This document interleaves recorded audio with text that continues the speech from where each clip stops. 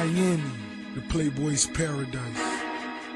Pretty girls, fast cars, that's just a facade. The bridge separates South Beach from my Miami. The real Miami, the M.I.A.O. This is where we hustle. Every day I'm hustling, every day I'm hustling, every day I'm hustling, every day I'm hustling, every day I'm hustling, every day I'm hustling, every day I'm hustling. Who you suckers think you're tripping with? Yes, I'm the boss. 745, white on white, that's Rick Ross. I keep them wide, I keep them long, I keep them fat, I keep them coming back, we keep them coming back. I'm in the distribution, I'm like Atlantic. I got them pretty things flying across the Atlantic. I know Pablo Noriega, the real Noriega. He owe me 100 favors.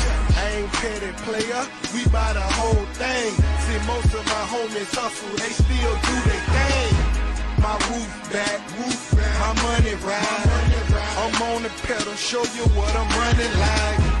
When they snatch black, I cry for 100 nights.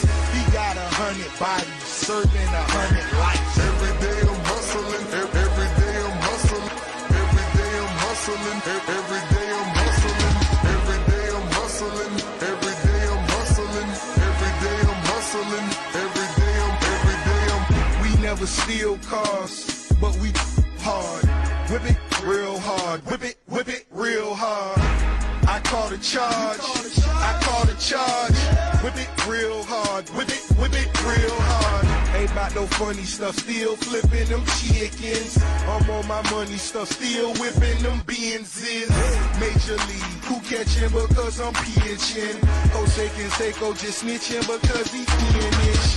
I feed them steroids to strengthen up all my chickens. They flying over Pacifics to be specific. Triple C's, you know it's fact. We hold it sack. So they can go on rap. Run and tell them that. More cars, more O's, more clothes, more.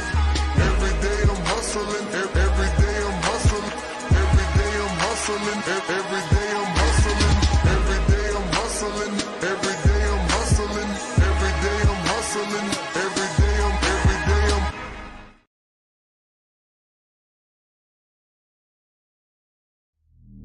Set your system's volume control for slightly above the normal listening level.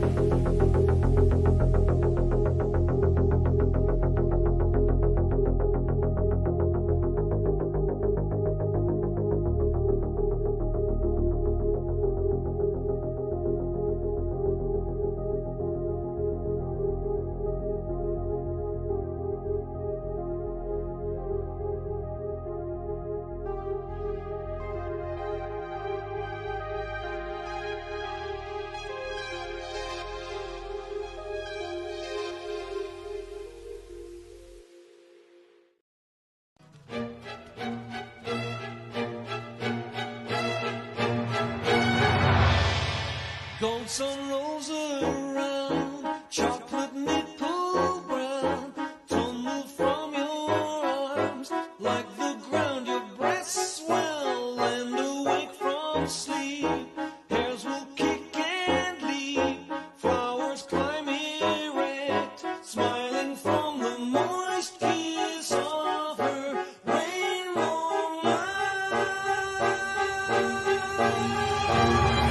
Stage enter Easter and she's dressed in yo-yo. Stage now the sun has died, the father can be born. Stand if we don't breathe in and blow away the smoke, we'd applaud her new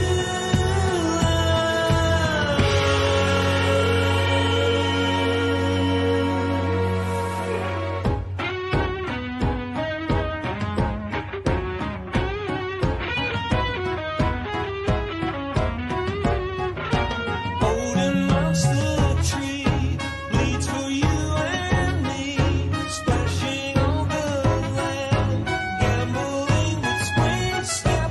Bugs will laugh and burst, racing to be first, turning all the soil as the prompter's fingers through her spinning screen.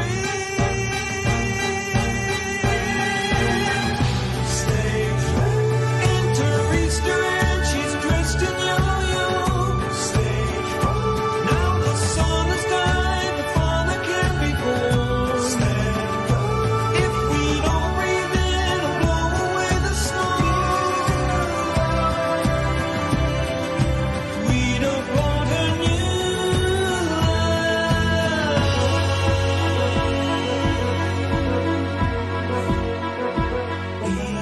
Easter in her bonnet.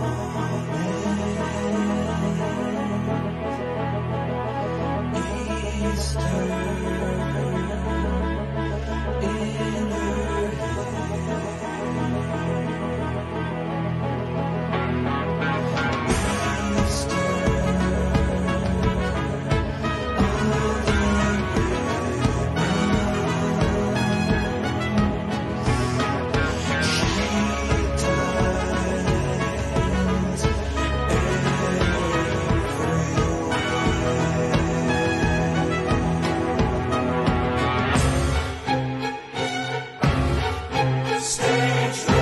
head.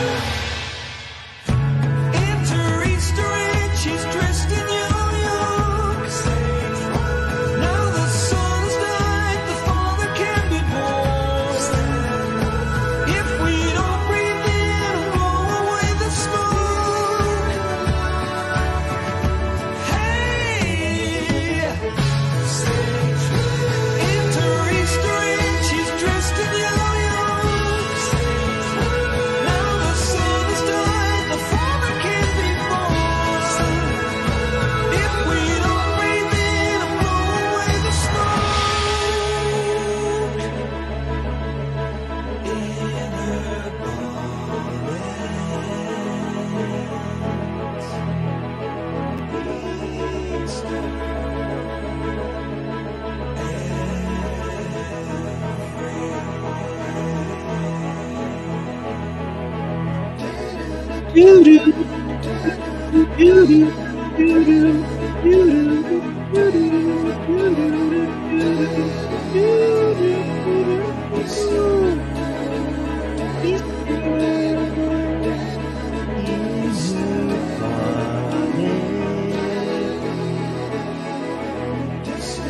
I forgot all about this weird ass song, man.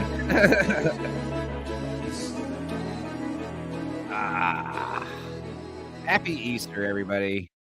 I forgot all about this weird ass song, guys. XTC. I don't know if you guys know them. They did the Peter Pumpkinhead song and Generals and Majors. They did what's the one that they're real famous for? Simpleton. The Mayor of Simpleton. There you go. Simpletown. Yeah. Happy Easter. Happy April Fool's Day. Happy GXK Day. No more singing. You got it, Nix. Nix is here. Feet of Relaxation is here. We've got, of course, Blue Collar Loser, my trusted co-host. Mm-hmm. Were you falling asleep there for that intro? No, I was just paying some bills. I forgot it's our April 1st. Holy shit. So I realized I have April bills to pay. Wow. Well, joining us all the way from Canada, the unholy land, Gooch, Diabolical Souls. How you doing, buddy? What's up? How's it going, guys? Good. Gooch was here last night. I did a Passion of the Christ breakdown, Yeah, I was and working. it did get blocked in like 80 countries. It's still up. It's still up in Holy shit. France. So uninspired reviewer could watch it. I did put it in dispute, so I'm sure it'll get, available in a day or two. But yeah, we broke that movie down. I didn't go too deep in it. I didn't really. Good for you, man. Good for you, man. That's a tough film to break down because it's so. It's like I said in the chat, it's the greatest story ever told, right? So right. Breaking down something like that, it could rub people the wrong way. It could be, but I thought you did a really good job with it. So, well, thanks. Yeah, I tried to keep it kind of surface level. I felt like it's funny because in my dispute, I was like, this commentary serves no substitution for the original artwork. But I specifically say multiple times in the commentary, hey, if you don't want to watch the movie because it's too hardcore, just watch this. Listen to this commentary. So I kind of just lied. Anyway, we've got Dudicus joining us, basically filling in for Lord of Toxicity, who had to work today. That's like a normal person. Glad to be here. Dudicus is are you at the liquor store or are you you're off today, right? I'm off today, and I was told last minute that I did not have to close yesterday. Oh, cool. So you just got a bunch of extra hours for no reason? No, I Oh, you got less hours, exactly. I got less hours, and I was like, oh, thank God, I don't have to deal with more of these drunks. So all these drunk dudes were like looking for their fix on Easter, and they couldn't get it because of you, huh? Listen, there's a sign on the door. If they can't read it, that's their problem. I'm in Texas, so the liquor stores are closed on Sunday regardless. They're all closed on Sundays. Is that only a thing in Texas? I think that's something that we get laughed at a lot for. We have weird hours for Sunday. It used to be we couldn't sell before noon. Oh, wow. Yeah, nothing worse than like a drunk dude in the morning. I agree. Diabolical Souls, what's it like in Canada? You guys got any weird alcohol days you can't buy booze? No, I mean besides the obvious holidays, but I mean like Christmas and whatnot. But like we're usually open 24, not 24/7, but we're opening up 7 days a week. So if the store is open, you could buy booze if they sell it. Yeah, it's around 11. Well, they sell them we don't have them at like you guys have them sold everywhere, right? Through like grocery stores and everything. So not in Texas. Yeah. You can't. I've never seen like liquor at a gas station. That's something you never see. Like you got to get liquor. Oh, okay. Yeah, we don't have that either. Yeah, Texas is pretty hardcore with the religious boozing. I mean, I kind of agree. I mean, it gets a little crazy. I mean, you guys would be all right if you don't have to drink, hard booze on Sunday morning. And that's the thing is you can drink it, you just can't buy it. You gotta, if you're smart enough to buy it the night before, then you can get drunk. Yeah, like here you have to go to what we call the liquor mart. So like you have to actually go out and to a special store and get the liquor. We don't have them sold in grocery stores or gas stations or quickie marts or whatever, convenience stores, whatever it is. But like, I mean, it's okay. I mean, the taxes is what kills us up here. So, no Jay Goodwin, huh? I'll send him the link right now. I know him and Adam usually are not available for the early ones. So, but I sent him the link. Gordo might pop on. Yeah, dude, Lord of Toxicity is not going to make it. So I'm sorry, Feet of Relaxation. Neb has just gotten too cool for us, Northern English bastard. He only hangs out with us on Tuesdays. I think what's happening is the old lady is rightfully saying, hey, motherfucker, you can only pick 2 out of the 7 days, okay? Like, stop streaming on like 4 or 5 days a week. And obviously, if he were to race one day, he'd pick Monday. That makes sense.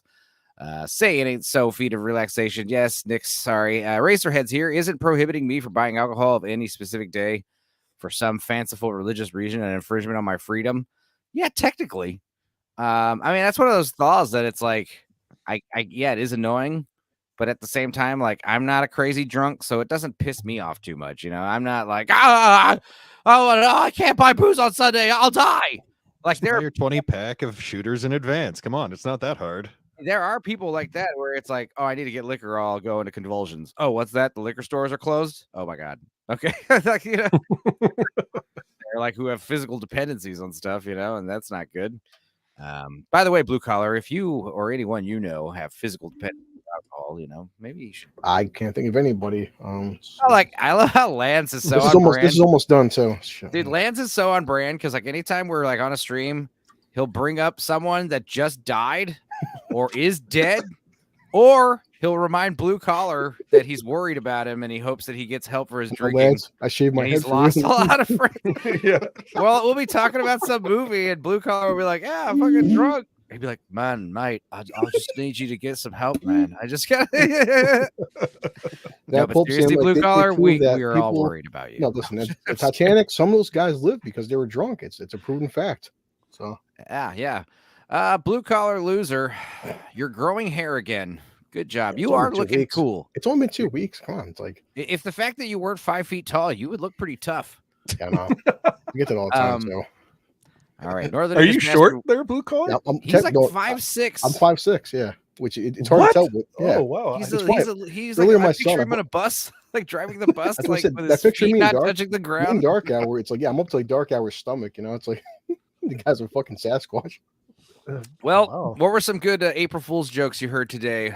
I know. Were you joking about Critical Drinking saying that he quit YouTube? That's funny. No, he made a video. He's like he's said a goodbye. He's like it's been a long Good. hard road, and all the fans I created, and That's I'm just, fun.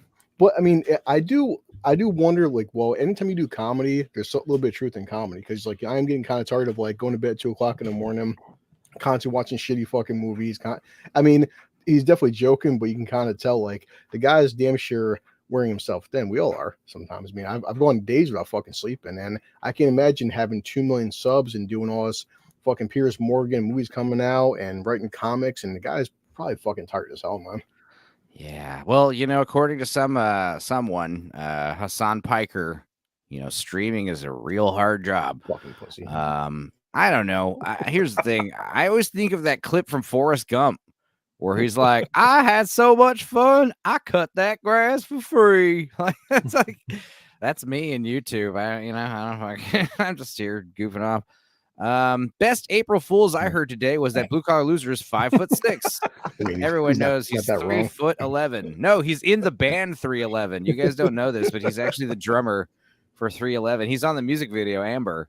Well, dude, it's been a constant like debate, I guess, the past like 10 years of streaming, and YouTube's gotten pretty big, but you go through it. Gooch does. Unduty Kids doesn't have a channel yet, but it's like, would this be the same if this was our job? Like, we do because this is fun. Like earlier, Nick's watching me play Final Fantasy VII Rebirth. It's fucking, I love it, but if I have to start doing it because I need to get paid, it does take that aspect out of it. And it's like, would it be the same if you're doing this because you have to do it versus right now? I want to be here with Enzo. I'm not making any money for hanging out with Enzo and Gooch. No. Like, we're here, like the Godzilla. Like, Same here. my whole internet fucked up, but like I was You guys looking aren't getting forward to paid. No, exactly. No. No, but I think that's the whole Yeah. logic is once you start, if you have fun doing it for free, Yeah. that's But- kind of like anti what Joker said, right? If you're good at something, Well- don't ever do it for free. Yeah. Well, that's I like blue collar said. I piggyback that. Like when we've had a couple of discussions about this blue collar. Mhm. Like I just like hanging out with good people and talking about film and series and stuff like that and having fun, just shooting the shit with the guys. Hell yeah. That's what it's all about. So Yeah. It's like the one thing I think guys like Hassan Piker and Asmongold have said it plenty of times are fucking scumbags. But one thing, the only maybe 1% nugget they have right is that at that point though, when it starts becoming a fucking job, when it starts getting boring, when you start hating what you're doing, then dude, stop doing it then. But these problems, these idiots, they lock themselves into this mentality and now a fan base where it's like, if I'm not here, I'm irrelevant and like I can't get paid anymore. Now you fucked yourself over, dude. Guys, I am, I locked myself in this like weekly video thing, like as just a thing for myself to keep busy. Like I don't have to bust my ass to get this Renfield video done by next Monday because I'm going to be out of town, but I'm going to just because it's, fun to set goals for yourself and, knock out these fun things. This is actually pretty funny. Feat of relaxation. Stupenzo. We should all say your audio is off to whomever comes next on the panel. So whoever comes on next, we'll all be like, we can't hear you, dude. Say, wait, what? Say, sorry. Like, that's actually pretty good. That's a good April Fool's joke. Okay, we'll do that. Yeah. Whoever comes in next.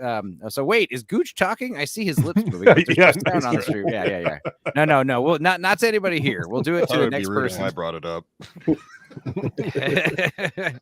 That's pretty good, man. It is, and so like it would suck though if like we said Monday, like, hey Chris, like whatever tomorrow, like this Monday, I don't, I need to take fucking 6 months off. Well, here's the thing, I expect no stream Monday. Expect no stream Monday because I'm going to be at the Eclipse Utopia, Texas, watching the Eclipse High on Acid. Now, here's what's funny: it might be 95% cloud cover that weekend, so we might not get to see it.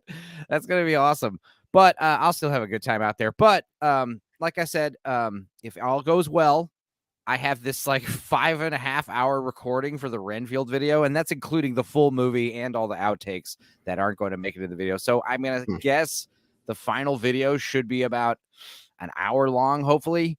But I spent like all day editing yesterday, and I only got like 30 minutes into the video. I mean, it's just like, it's going to be a big process. Yeah. And I'm hoping to get it done by Wednesday.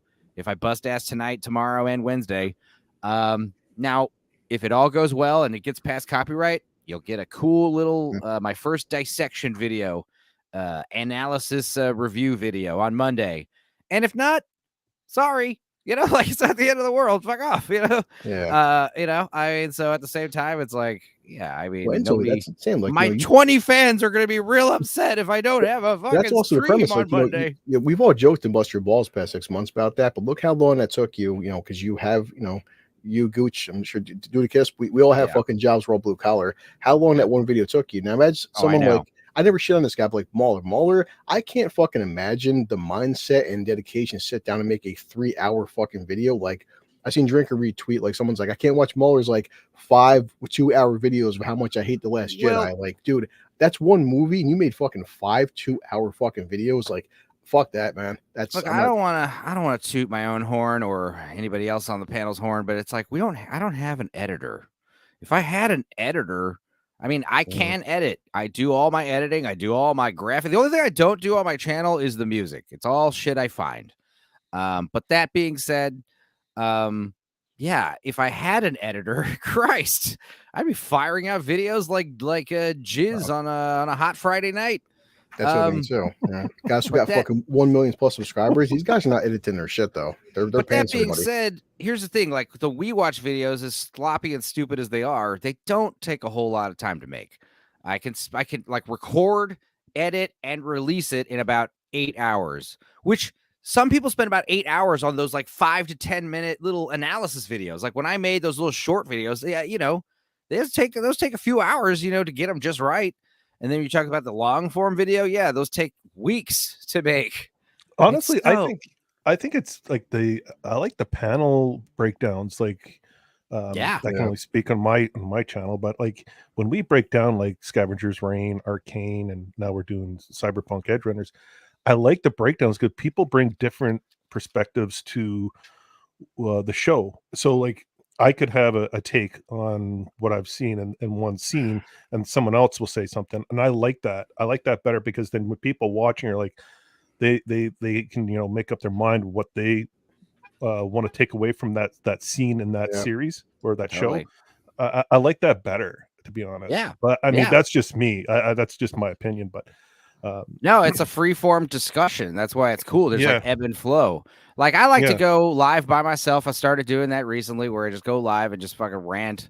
I mean, because I can.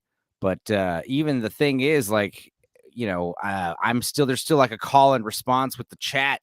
There's like a lot of back, and that to me is what's always fun about these these streams is when there's like this improvisational aspect of it all. And the thing about like the heavily edited analytical videos is they're heavily scripted, and my video is actually gonna be different because I kind of recorded it kind of off the cuff, kind of like a We Watch video. I would just play a scene and then I talk about the scene like kind of just impromptu and just kind of freeform, and then play the next scene and record some more dialogue, just all in one big long video. And yeah, I thought that was a fun little way to do it. And I think I might have saved some time in terms of like, yeah, obviously I'm going to spend a lot of time editing, but I think I saved a lot of time by not having to script everything.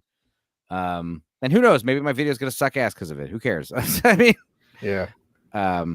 I just want to get this Renfield out of the way so I can move on to other more interesting topics that I had in mind for other future videos. I want to do some cool cinematography videos and like, collect a bunch of footage and show like there's certain movies have a certain look.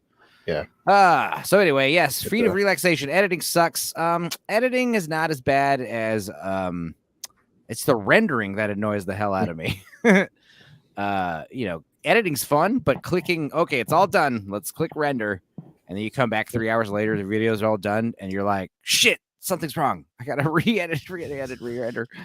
All right, as we chat like a good break, as we chat all like a good breakdown, especially of a guest that's so drunk he has to work soon.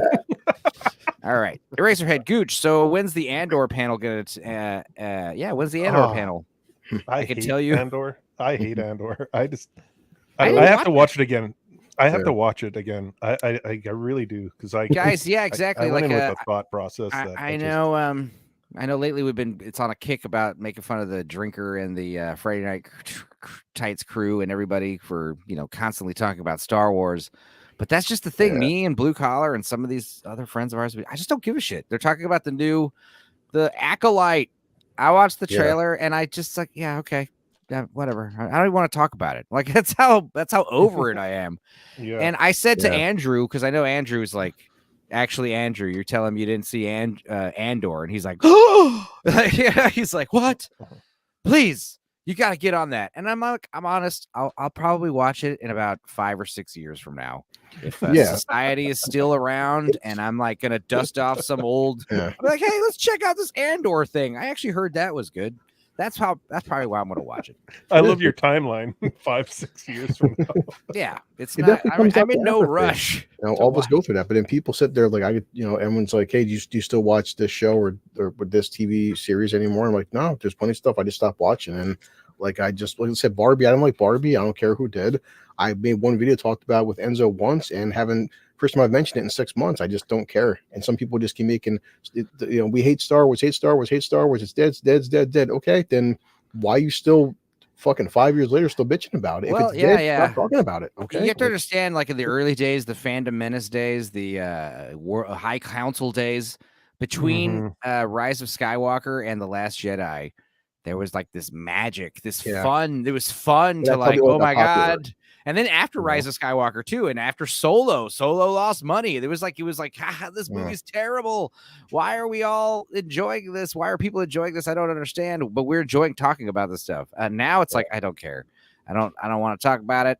But yeah, we got Cannoli Sasquatch here. I am going to be on Cannoli's stream later tonight. I think Jay is too, right? Or who is? No, I don't think I'm on tonight. Okay.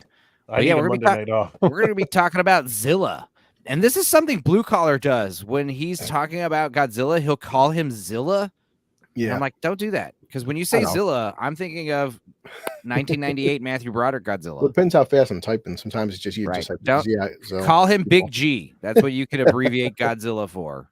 Big G, I think, has always been a good nickname for him to shorthand. But yeah, no, Zilla is that iguanodon creature that terrorized New York in 1998. Then, like you said, Enzo, that one, remember the Godzilla movie, the fucking Japanese one, where like the Godzilla stepped on the little one. Yeah. Oh man, yeah. Come with me, right? Fucking Puff Daddy. Ugh. I'm gonna. So Supenzo, is that Godzilla Easter themed or is he gay? I don't know. It's up to you. It could be both. Could be neither. People have talked about that. Godzilla's been pink in the past. It's not just yeah. The pink thing. I remember when that was a first showcase. The pink Godzilla. Everyone was freaking out. I was on board with pink Godzilla. I didn't care. Yeah. Godzilla has been pink before. Granted, it was in terrible movies. But yeah, I don't mind it. I mean, I just don't like how. We'll talk about this in a minute when we break down the movie. Did you see the movie, Gooch? No, but I've heard a few things, but I just want to see if you guys saw it. I'm assuming you heard a few things, so you heard the whole movie. I'm gonna go see it again, but yeah, we did see it. I think I showcased it best by that I guess let me pull it up. I guess I can just show you guys my thoughts. I mean, when a film like this, there's not much to spoil. Well, be honest. there are a pretty few. straightforward There thing. are a couple things, big things that we could spoil. That I Yeah. thought it was cool that I was just happy that this movie somehow was able to keep some Well, stuff. Is It's like- there one spoiler in this entire movie? Now that I think about it, a few of them technically. Yes. What's like Godzilla versus Yeah. Kong? The big spoiler they're keeping hidden was Mechagodzilla. Now we're Yeah. all fans of the franchise. For us, it's not a big deal, but for a lot of people, the big reveal was Mechagodzilla, and we're all watching it like, yeah, we saw that coming. So the same thing with this one. Everything that's Yeah, a there is spoiler- another we all famous saw it monster coming. whose name starts with an M that also makes an appearance in this movie, and there were rumblings and rumors that this character would show up, so that was cool. But yeah, this was my initial thoughts for GXK. This happy-go-lucky kid breaking beers in his pool, just having fun. Just Yep, it was just like this. retarded and cool at the same time. No, It was retarded, but I wanted to party with it. I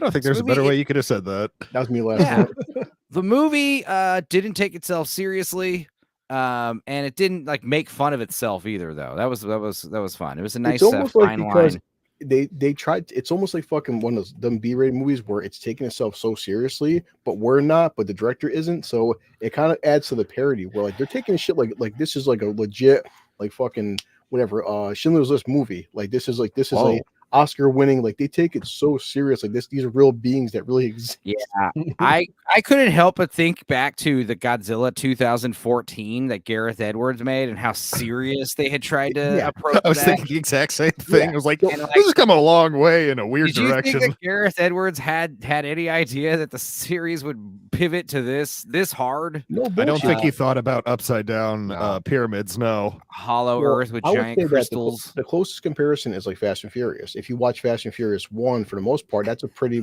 serious Point Break ripoff, but it's serious. Then you go to fucking Fast 5 and you're like, what am I watching? And it's the same thing with this one at this point. Feat of relaxation. This movie is at least better than Godzilla -1. It's got that going for it. For some people, it is. I mean, Yeah, I mean, some people probably didn't like having to read in their Godzilla movie. I understand. I obviously liked -1 more. Call me crazy, but I think this movie you can't compare this. You can't compare the two. I mean, it's like they're No, totally you two different really leagues of can't. movies. The thing So I about got- this movie. Go ahead. Sorry. No, I had a couple questions. So one, is this a carryover from Monarch, this movie? yes. That's what's It- it- interesting is no, I don't think it is because well, they do. Well, they Monarch forgot a is- lot of shit. Well, let me say, well, they have Monarch in the movie though. Monarch, the Oh, Upside right. Down. So I mean, They, it's in the you know what same they forgot universe, about? you know. And I know Dark Hour had brought this up that he got in an internet argument with somebody saying the movie was Oh, utter God. trash and made no sense. But this detractor did make a good point. They have completely abandoned this idea that like when you're in the Hollow Earth, there's like time dilation. That is not a thing anymore. So like when you're in the Hollow Earth, it doesn't matter. It's like regular. I don't understand how that happened. They just kind of did Yeah. away with that whole plot point. And no, there's no. I was hoping like Kurt Russell would show up in a cameo. That didn't happen. Yeah. And you know, it's never too late for never. I was kind of genuinely upset that this image is fake. This image is not in the movie. Where, Yeah. you know, You show me I that. was actually legitimately hoping. I would have been fine with that. We talked about this. it. We talked about Look, this that a was few real? weeks ago. Well, here's the thing. There are clips in the trailer of Godzilla jumping off that Well, cliff, which I thought actually, was silly. Minus spoil, yes. One point, Godzilla does a swan dive off a mountain, and I'm Off just of like, the mountain in Gibraltar I'm like, it's- why not? But it's not an over the top, like overhead shot of of him, Whatever like, yeah, this two is. axes. Oh the my idea of God. Here's the thing. This is what's so awesome about this movie. When I saw this image and I talked about it a few weeks ago, I was like, I don't even know if this is fake or not. Like, I have no idea if this is real. This is just a great It shit could post. be. Yes, yeah. And in hindsight, this was a fantastic shit post. The fact that this is Actually, not one in the thing, movie, so I might- do I might commend get them whoever. fucking edibles and watch You know it a what? second time I've 'cause come I'm around. edibles, I'm man. now upset that this wasn't in the movie. Yeah, dude, the idea that like, yeah, exactly, and the idea that his axes are glowing, you know, like it's just like, Yeah, but honestly, but dude, well, Enzo will get into it. There's so much other crazy shit that this is probably like the least of what. There's other stuff that you're watching it like, you know what? They're doing the Fast and Furious. Like, fuck it, man. We're just Right. Yeah. Even Yeah. make It's a fucking full-blown- joke. Yeah, What we'll get I to think it. the thing about it is, and this is how I feel about a lot of these new intellectual properties like comic books and video games and stuff. And this has been true since we were kids, but it doesn't necessarily need to be made for kids. But if kids are latching onto it and liking it and wanting to buy all the crap and really run with it, then you got yourself a really That's solid one thing. property. You got I think yourself a Chris, hit. I seen Chris Corn film through sent him a super chat, and he did agree with me that when I brought my kid, it was an IMAX, and both of us said that I seen kids walking out anywhere from 10 to 15, and they were fucking clapping and cheering and laughing Right. their asses off. Even Chris Gore is like, I have to admit, guys, the whole front row was teenagers, and they were having a fucking blast. And the audience score for this film was like 93% audience score. And people say, oh, well, that's a stupid rating. I'm like, yeah, but then if -1 gets a 93% audience score, people like, oh, it's always funny how it goes for your narrative. What if like Last Jedi got 93% audience score, Barbie? People love this fucking film. I'm seeing nothing on TikTok and Facebook. It's fun. And I Everybody's remember loving it for what it everyone is. thought the same thing about Godzilla versus Kong, Kong versus Godzilla, the first one, whatever the hell, the one with Mecha Godzilla. And that was like a pandemic movie, post-pandemic movie, and yet it was one of the first ones that like was back in theaters. And That was even the though it first was movie. available, even though Yeah. it was also available on streaming, a lot of people went to go see it in the theaters. I saw a fucking sold out showing when that was because theaters were shut down for 6 months and it was fucking sold out, and everybody there did like 600 million. I mean, people like this shit. I mean, and the thing is, like, I totally understand this movie was stupid and made no sense, and there's a lot of dumbass dialogue that's super expository. It makes no sense when you think about it for half a second. But you know what? And yeah, I thought some of the cringiest stuff in the movie was like a lot of the nonverbal storytelling. This is no Primal, okay? You know how Primal has like Someone said that too. They should make a Primal movie based off this. Like, no, I would rather it be just another bring back another season of Primal. I really don't care. The exact same way it's animated. Primal was fantastic. Some of the best nonverbal storytelling I've ever seen in a medium of any kind.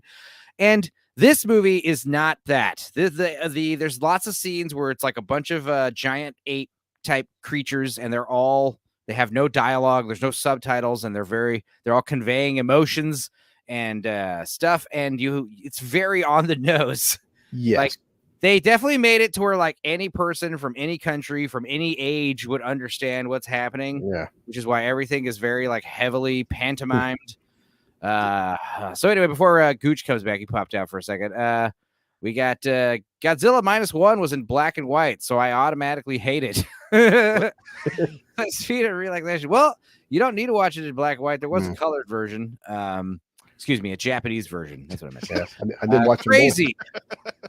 I like the human characters more in this one. The human characters in -1 were all bitchy enemies to the American people. So I mean, what do you want from me? I mean, the main character that carried over was like the small girl that could do sign language with King Kong. And again, people say, "What's fucking stupid?" I'm like, well, you can teach apes sign language. It's been proven. Like wasn't.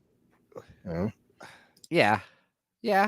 I mean, Speaking of human characters, does the mom of the sign language girl? Do you think she knew what was in the script? Yeah, I felt like because she's an actual actress, Well, yeah, but like she, maybe I'm again just imagining it, but like she kind of seemed like, okay, here are the lines. I guess I got to get through this now. Dude, Feet of Relaxation. This movie was much sillier than Planet of the Apes, for real. What's people said? Was it King of the Monsters had Charles Dance? How the fuck did they get Charles Dance? But Charles Dance in that movie was taking that shit serious as hell. Yeah, but this is like some asshole director, or casting person. Because like it's like, okay, so this character's supposed to be like dignified, kind of elderly, probably English, and there's a part where he says long live the king. I know, Charles Dance, that's just how they think. They're like, oh, I saw this other guy do it before in another movie, so he'd be perfect. It's just like when they think of like, oh, we need to cast Professor X, so everyone just starts listing off bald actors. It's like, dude, you could shave anyone's head, anyone could play Professor X. Like, seriously. I'm literally crying right now. Well, don't cry. Oh, he's laughing. Okay. Here's the thing. I had a huge problem with look, I like the soundtrack a lot. That's one thing I did like a lot about this movie. Even my kid, it's fucked him. My kid was like, "Dad," he's like, "Are they actually fucking playing Kiss while they're fixing King Kong's teeth?" Yeah, dude. What was the song? I Was Made for Loving You. Yes. There's also I playing that. Gotcha. I Yeah. Gotcha. That awesome like smooth jazz song. There's also the beginning song, Welcome to My World, all country style. What else? There's some good ones. All the soundtrack. There were lots of moments that were very I love all the synthwave stuff. Gooch, Yeah. you're back. Glad to have you. Dude, that British guy, the veterinarian, he was having the time of his life. Holy shit, man. Blue Collar Loser should be Professor X. You're right. Let's get the British accent. Professor R2, he was here last night. What we need is a more sensitive Godzilla. We know to show them supportive, more diverse, marginalized groups. Well, I was kind of upset that what happens is, Godzilla does die, and then his daughter does take the mantle, and she shows up and starts kicking ass. She's the pink one, so it's got, I thought that was a little upsetting. What? April Fools. I'm joking. That wasn't in the movie. I should have known. Camera showed up. It was Godzilla mutates and turns pink. Gooch said you want to tell him about the film. Also, Professor R2. Like I said earlier, I did put it in dispute on Passion of the Christ stream, so hopefully that's up again in a few days. I was here last night, you inclusive freak. Oh, right, of course. I forgot. I am a little inclusive, aren't I? Okay, well, what else happened that was interesting in the movie? I have another question. Sure. So, does Godzilla like the total screen time is like they say is 10 minutes for Godzilla? Is that was my big criticism. Godzilla does take kind of a backseat in this movie. But to be fair, King of the Monsters and the first Godzilla movie and a lot of the first Godzilla versus Kong movie was heavily focused on Godzilla. So we do spend a lot more time focusing on Kong and his monkey people. He felt like this was almost like Kong Skull Island Part 2. That because in this got more of a King Kong story. King Kong has about 95% of the airtime. But the funny part, because it's mocap, he's actually in the film more than the humans. So it's pretty interesting. But Godzilla, they kind of hit that point now where they're doing the old Dragon Ball Z thing. Godzilla is so fucking powerful that nothing can stop him. And also why he's turning pink for, I guess, small spoilers, is he knows something's coming. And this happened King of the Monsters. He powers up to do nothing. Yeah. I was hoping that, his big pink ray would somehow be, useful for the plot, but it just looks cool, basically. Listen, it should have melted the buildings that the monkeys didn't also destroy. No one should have survived this movie. Technically, well, the point of him powering up was it's fucking spoilers now, Gooch, but like because there's an ice Godzilla, and that's the point. It's like his fucking superpower now can it was according to their lore that the ice Godzilla was the last ice age, and this thing is so fucking powerful. Yeah, so back to short hair girl, the main scientist mommy. Yeah. She is attractive, by the way, but I was laughing so hard in the theater, trying not to disrupt the theater when she goes into the cave with all the ruins and the hieroglyphs, and she starts reading the most detailed exposition. And I'm like, it starts reading Pictionary. Yeah, it's it says all that, huh? It even has the word. How do you understand a new word like Shimu?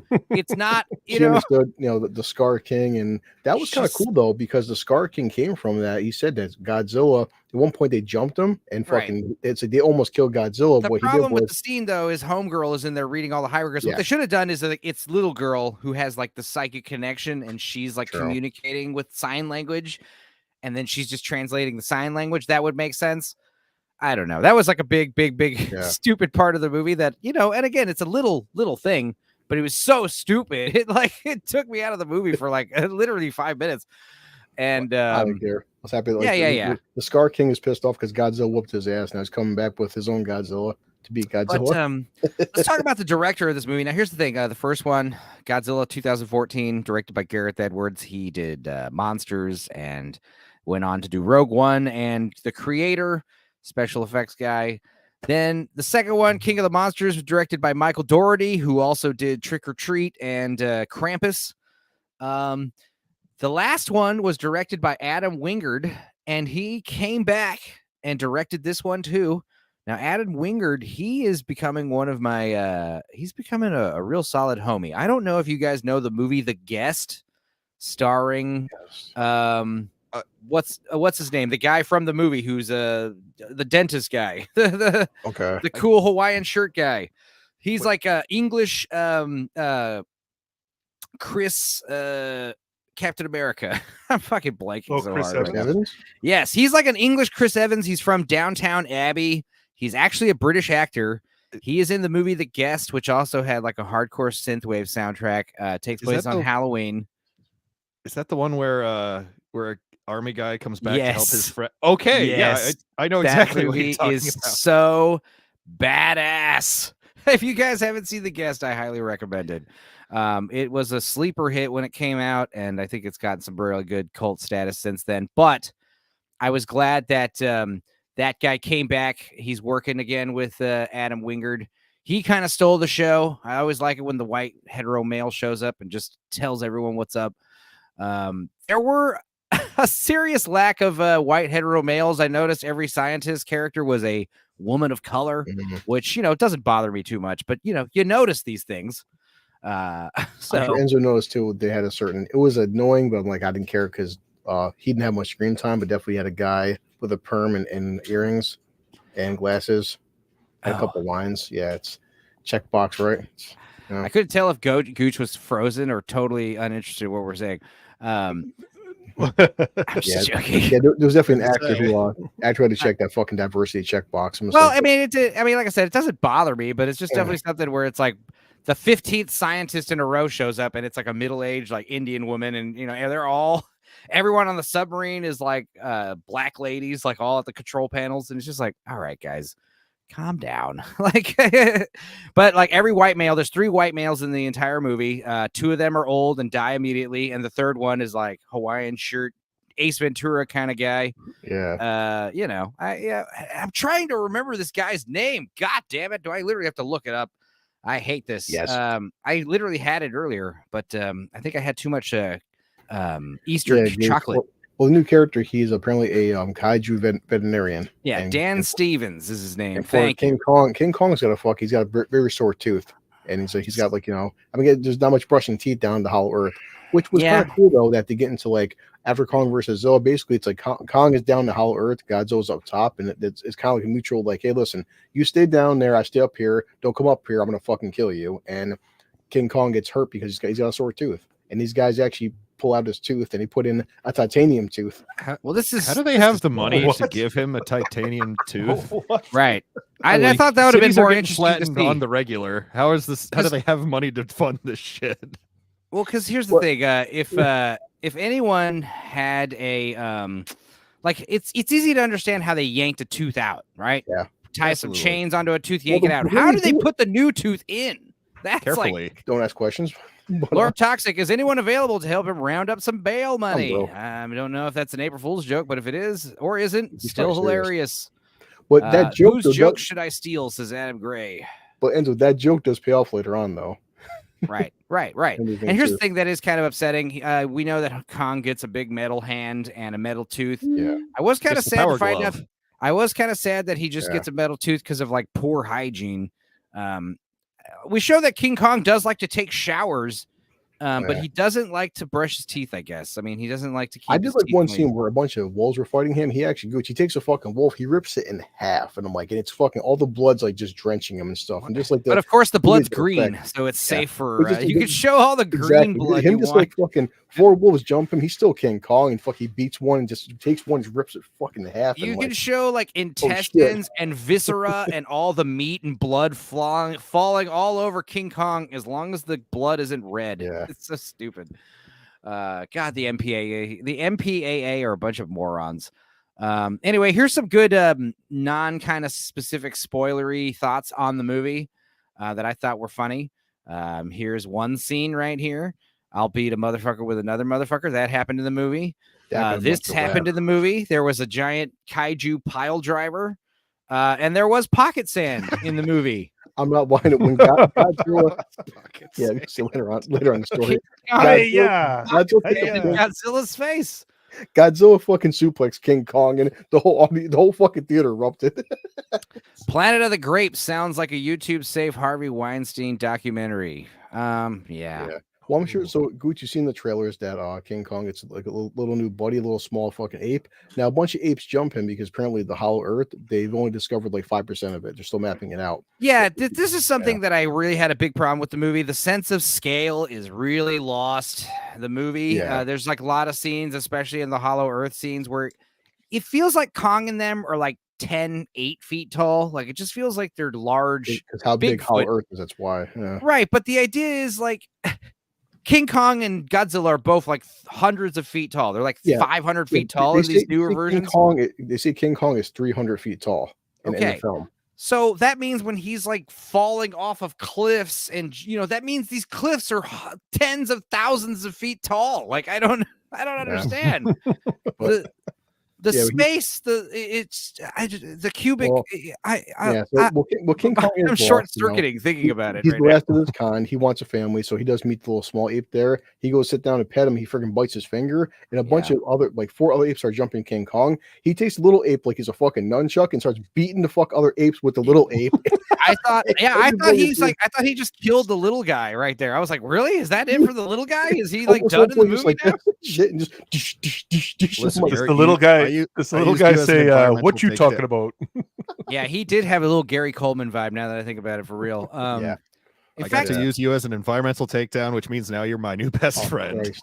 Yeah, Gary Cole Kong. Listen. Oh, here's a meme that Gord King shared that I had to share with you guys. Happy Easter, y'all. This was funny. Oh my I God. thought that was good. Yeah. Anyway, back to the movie. Yeah. So what ends with knows that. So King Kong follows a little mini ape to the Scar King, and I did like one scene where they showed like the Scar King has like basically a whole bunch of like whatever 200 King Kong adjacents, and one ape there he's like there's a big tough ape. One's older and he's kind of decrepit. He starts bullying him, and King Kong like roars at him. He comes over, he taps King Kong in the chest. King Kong hits him once and knocks him the fuck out. And I think he killed him. I think he murdered him. I literally think have. he punched him so hard to the face he killed him. But you show how big King Kong is. It's apes like they're grunting. He's just like, yeah, King Kong. Here's the thing: Godzilla, believe it or not, makes more sense than King Kong. Godzilla's a giant radioactive lizard. He feeds off of background radiation on the Earth. Godzilla's a gigantic primate, and it makes sense when he's 25 feet tall. Yeah, because it's like, okay, that's like a lot of bananas, but it's doable. When you have a 300-foot tall ape, it's like, what the fuck does this guy eat? And obviously, thank God, in Hollow Earth, there's a vast ecosystem of gigantic megafauna that are just running around. There's this big fucking serpent, friggin' the small ape set him up, and fucking King Kong's dragged under the water. He takes his axe, the Godzilla axe, and cuts its head off. He starts eating it just raw. But he's doing that in Kong Skull Island too. Yeah, he keeps he's always got to fight a serpent or sea creature, an octopus or a snake or a T-Rex. Those are Kong's like number one. I thought about Enzo. He loves calamari. Who doesn't? I like calamari. Yeah, the Scar King there. He starts pointing at King Kong, his new fake titanium tooth, and is laughing at him. And like I don't get it. Yeah, I mean the guy's got a metal tooth. Honestly, it's pretty cool. It's pretty cool. He's got a metal tooth. I mean, some other issues I had with the movie were there's those poor bastards who work in Hollow Earth. They're like on some outpost that they live in Hollow Earth. Like, how much do they get paid to do that? It's because of the Scar King. He owns them. They're slaves. I guess it's an ape patriarchy. Yeah, I don't know. Other interesting things about the movie. I did like. Normally, I don't like the annoying comedic sidekick black dude in movies, but this guy was cool. I'm starting to like him. Yeah, from Kong versus Zilla.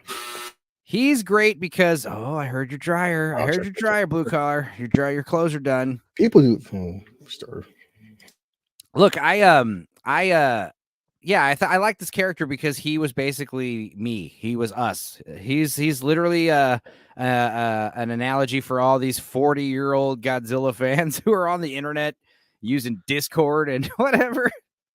We'll have it a YouTube channel. That's so good.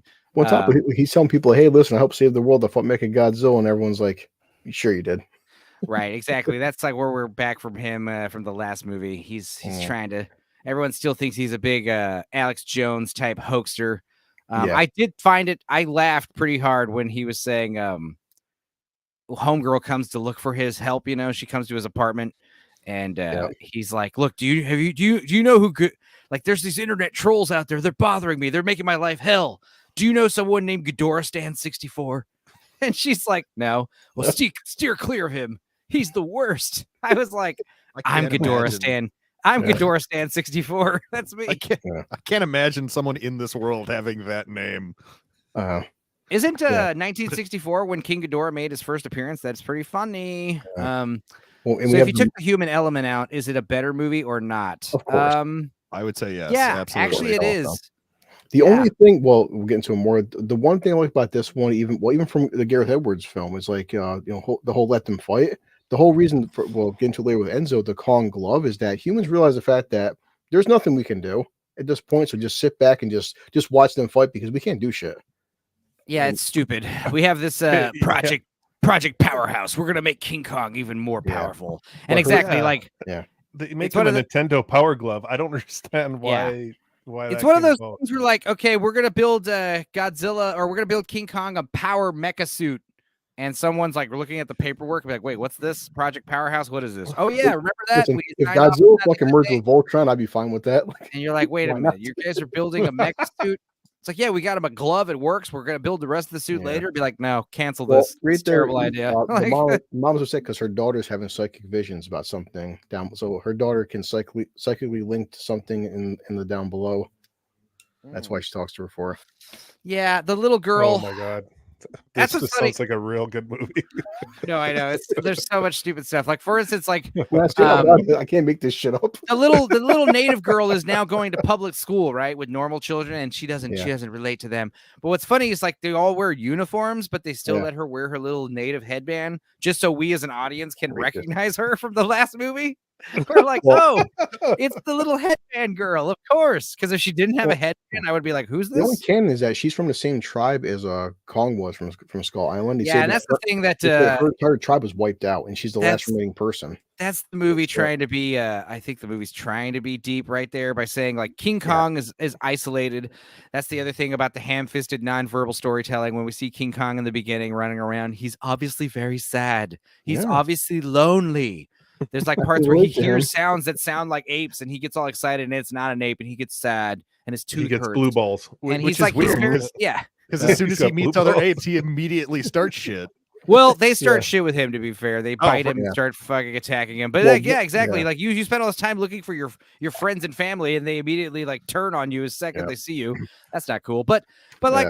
What sucks is, King Kong is alone, and he discovers his people, right? King Kong realizes he's there's more like him out there. Well, the same thing happens with the young girl. She thinks that she is all alone, or she's being told she's all alone. It turns out that there's like a whole race of very diverse, mute, telekinetic, telepathic people that live in the crystal world. And when I say they're diverse, I mean they're all Asian.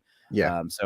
They're obviously they all came from one island, though, so I guess it makes sense that they weren't diversified. No, I know it's funny because like people would say, "Oh, I'm so glad this movie's diverse," even though it's all a monoculture. It's funny. Yeah. But Dan Stevens, like I said, he was enough white boy to take care of the whole movie. He filled the white boy quota quite well. The whole plot was that the her indigenous people, they were calling out, they're using an SOS to basically call to Godzilla, because coming to find out the Scar King is taking his prisoner, the Ice Godzilla, wants to come back to the surface and just destroy the whole planet.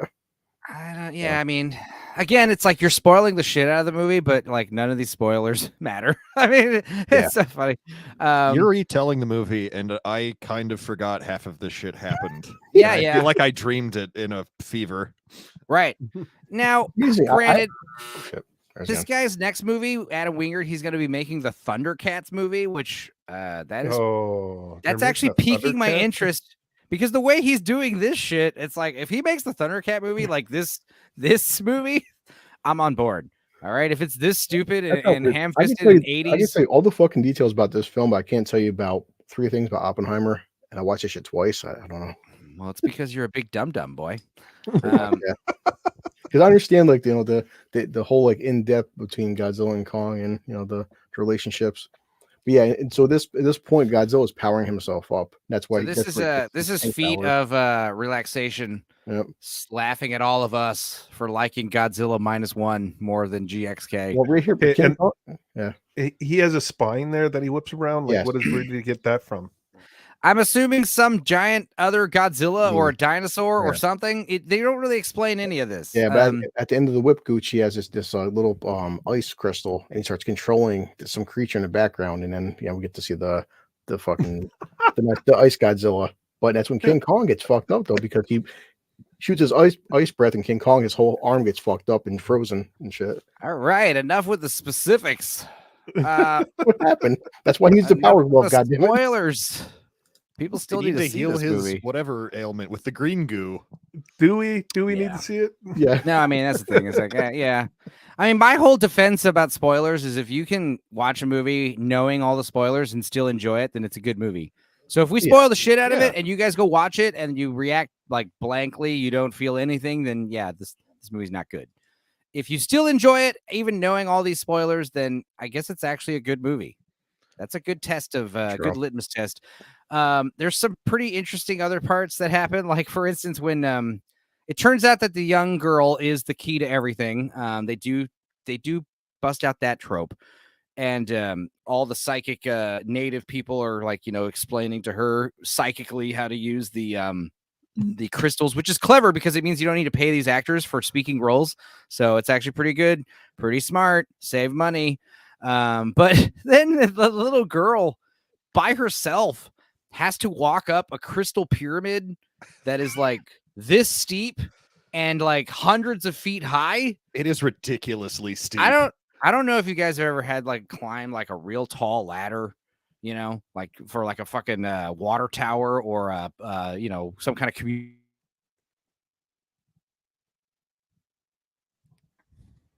Okay, Enzo froze. Yeah. Your thighs Okay, start I thought it was burning. me again. I was like, Yeah. what? No, it was me. Yeah. Gooch, you Your froze thighs. again. I would say when you start climbing really tall ladders or like really steep stairs, like the Stairmaster, like your thighs start feeling it. Start feeling it in your thighs. There would definitely have been many scenes of her having to take many breaks on this pyramid. Like, I'm scared. I'm tired. Just keep going. Just keep walking. She's like, there's no railing. It's like I'm climbing this pyramid. It's very dangerous. Little nitpicks like that. Every scene you could probably nitpick like crazy. But I still had a great time watching it. Dan Stevens, like I said, I think he kind of stole the show, honestly. I hope he comes back. This little Ace Ventura veterinarian for the kaiju type guy. Yeah. But yeah, the movie's doing pretty well. I mean, it hasn't made its money back or anything. Oh. Or maybe it has. Well, I seen this one picture there saying that it might be the top so far for 2024, but the biggest opener for the year, which is like said people. Well, yeah, I mean, it is only March or April, Yeah. so But yeah, there's not going to be a whole lot of other big stuff coming out this year. What else is next? Deadpool. Deadpool, which I think is gonna be horrible, in my opinion. Yeah, that's the thing. It's like we're all going around telling everyone, "Hey, this movie is stupid, but it's fun. Go see it. You probably enjoy it." So, I mean, this movie might have legs. It's weird because I think it's like with something like Deadpool versus Godzilla, it's like there's a certain expectation at this point from Marvel and superheroes. Godzilla, people just know what they're going into. Versus Deadpool, it's like you want like a really good deep storyline, but we're pretty sure it's probably gonna be nothing but fucking 2 hours of cameos. Mm. Nostalgia bait. Yeah.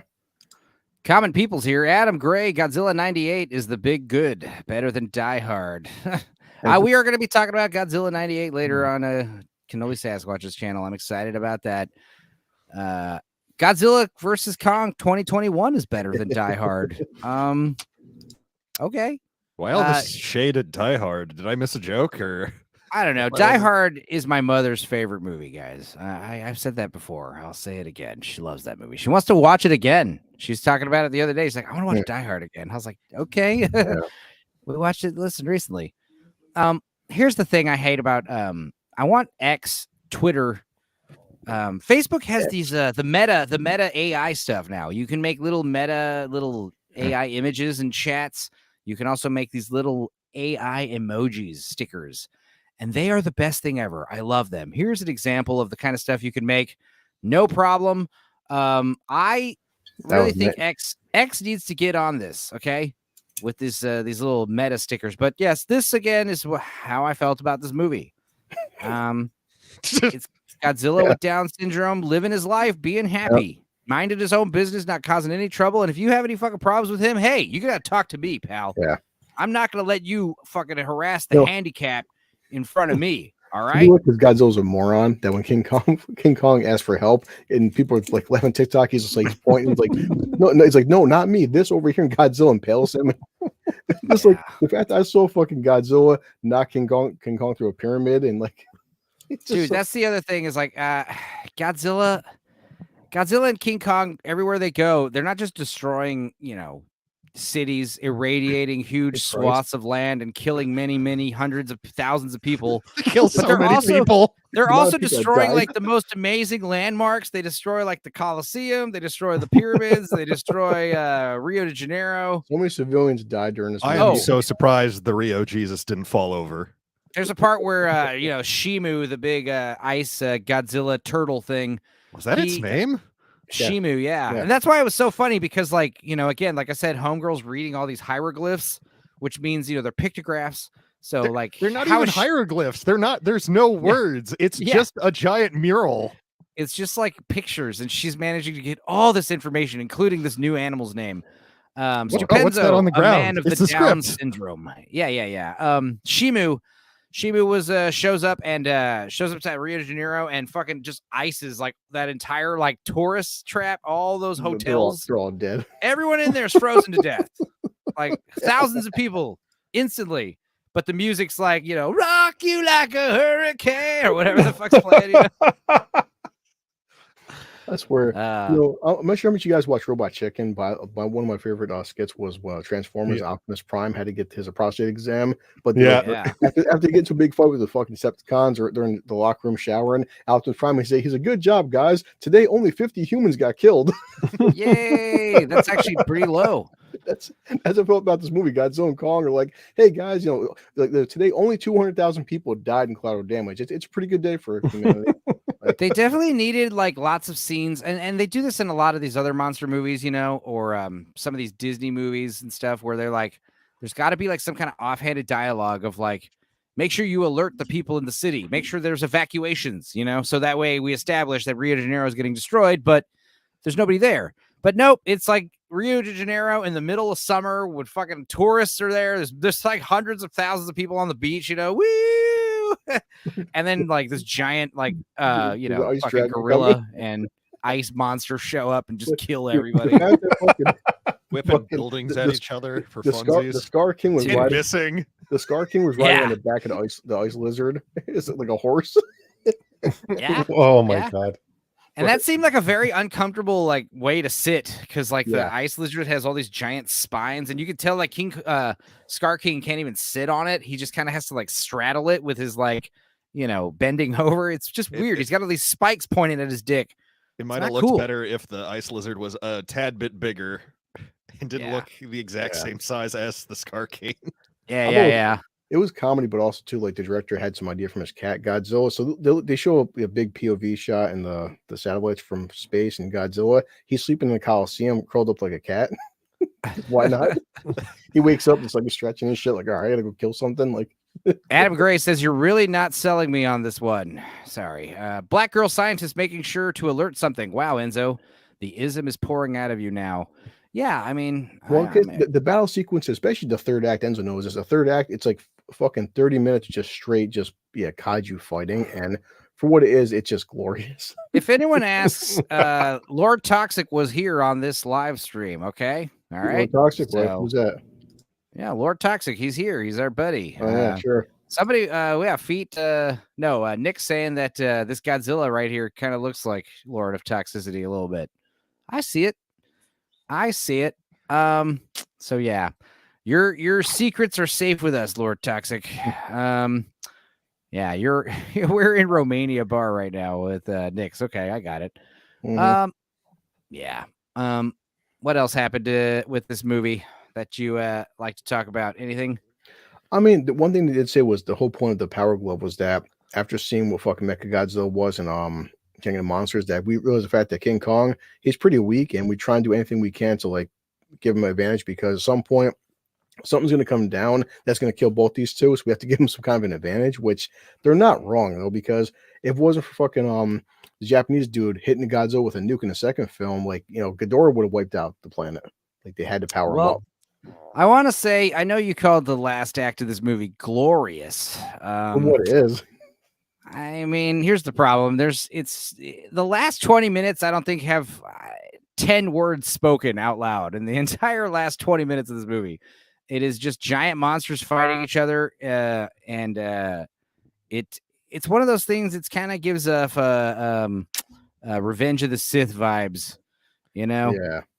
Just this lightsaber fight that goes on so long. I'm just like, Jesus Christ, wrap it up, folks. Let's wrap it up. I thought the CGI on Mothra was fucking amazing. Like she looked really good. Spoilers, Mothra shows up. Good job, Blue Collar. You ruined the movie. But yeah, I mean, Mothra, it's just this weird relationship she has with Godzilla. Like Godzilla's an asshole, except to Mothra for some reason. He's a simp for her. Yep. Doesn't she just disappear from the series and then just like, oh no, she's back. Trust me. Yeah. He's fine. Are there dragon? So there's dragon dildos. Are there Godzilla dildos? I'm sure there are. Let's look it up. I don't think you gotta do that. No. I want to know. Oh my God, they're totally, dude. Yes, look up Godzilla dildos. I don't think I will. Yeah. You will not be disappointed. That looks like Godzilla's dick for sure. I think my imagination's strong enough, and I'll stick with that. Thank you very much. I thought, dude, Jesus Christ, Godzilla's packing, bro. Anyway, Stick tuned for the next Godzilla movie. pretty sure Godzilla would have a cloaca. Well, I was happy all King Kong got his happy ending with his family. You know, good for him. Let's hope we don't get Stupenzo canceled. I don't think I can get canceled, guys. Hot take. Revenge of the Sith is as worthless as the other prequels. Yeah, I mean, they're all bad. It's the first one rated PG-13. I love Palpatine. Palpatine's good in that movie. Oh my God, nerdy film girl agreeing with Feet of Relaxation. Godzilla X Kong is better than Godzilla -1. Hell yeah. What's up, nerdy film girl? Well, there's a lot of action. Oh, April Fools. Oh shit. Son of a bitch. She got you. Maybe Feet of Relaxation was fucking with us the whole time. I don't know. I keep forgetting today is April 1st. Blue Collar Loser, you ruined Godzilla. That's what that's what his ex said. If I take some fuck edibles between -1 or this one, I'm going to see this one again. Well, in the theaters, yeah. When the hell is -1 coming out for digital? People are like clamoring for this thing. You know, when is it going to come out? When can I watch it at home? Yeah. Not everyone wants to go see foreign black and white films in the theater. What was it? Black and white? Not for me. No, it did get re-released in black and white. I did go see the The Mist then.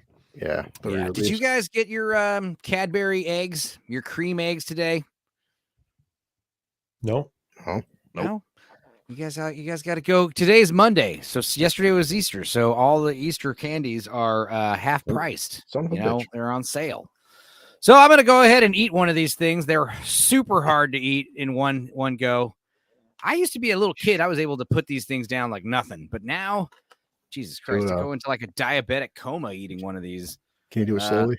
Chocolate cream egg. Let's see. First of all, we have an egg about the size of my testicle. And let's see here. If you crack it open, you know what's inside. All this eggy, creamy goodness. Let's see here. Like it. They got my cameras off. All right, now I'm gonna eat the rest of this and try to talk. I want his OnlyFans.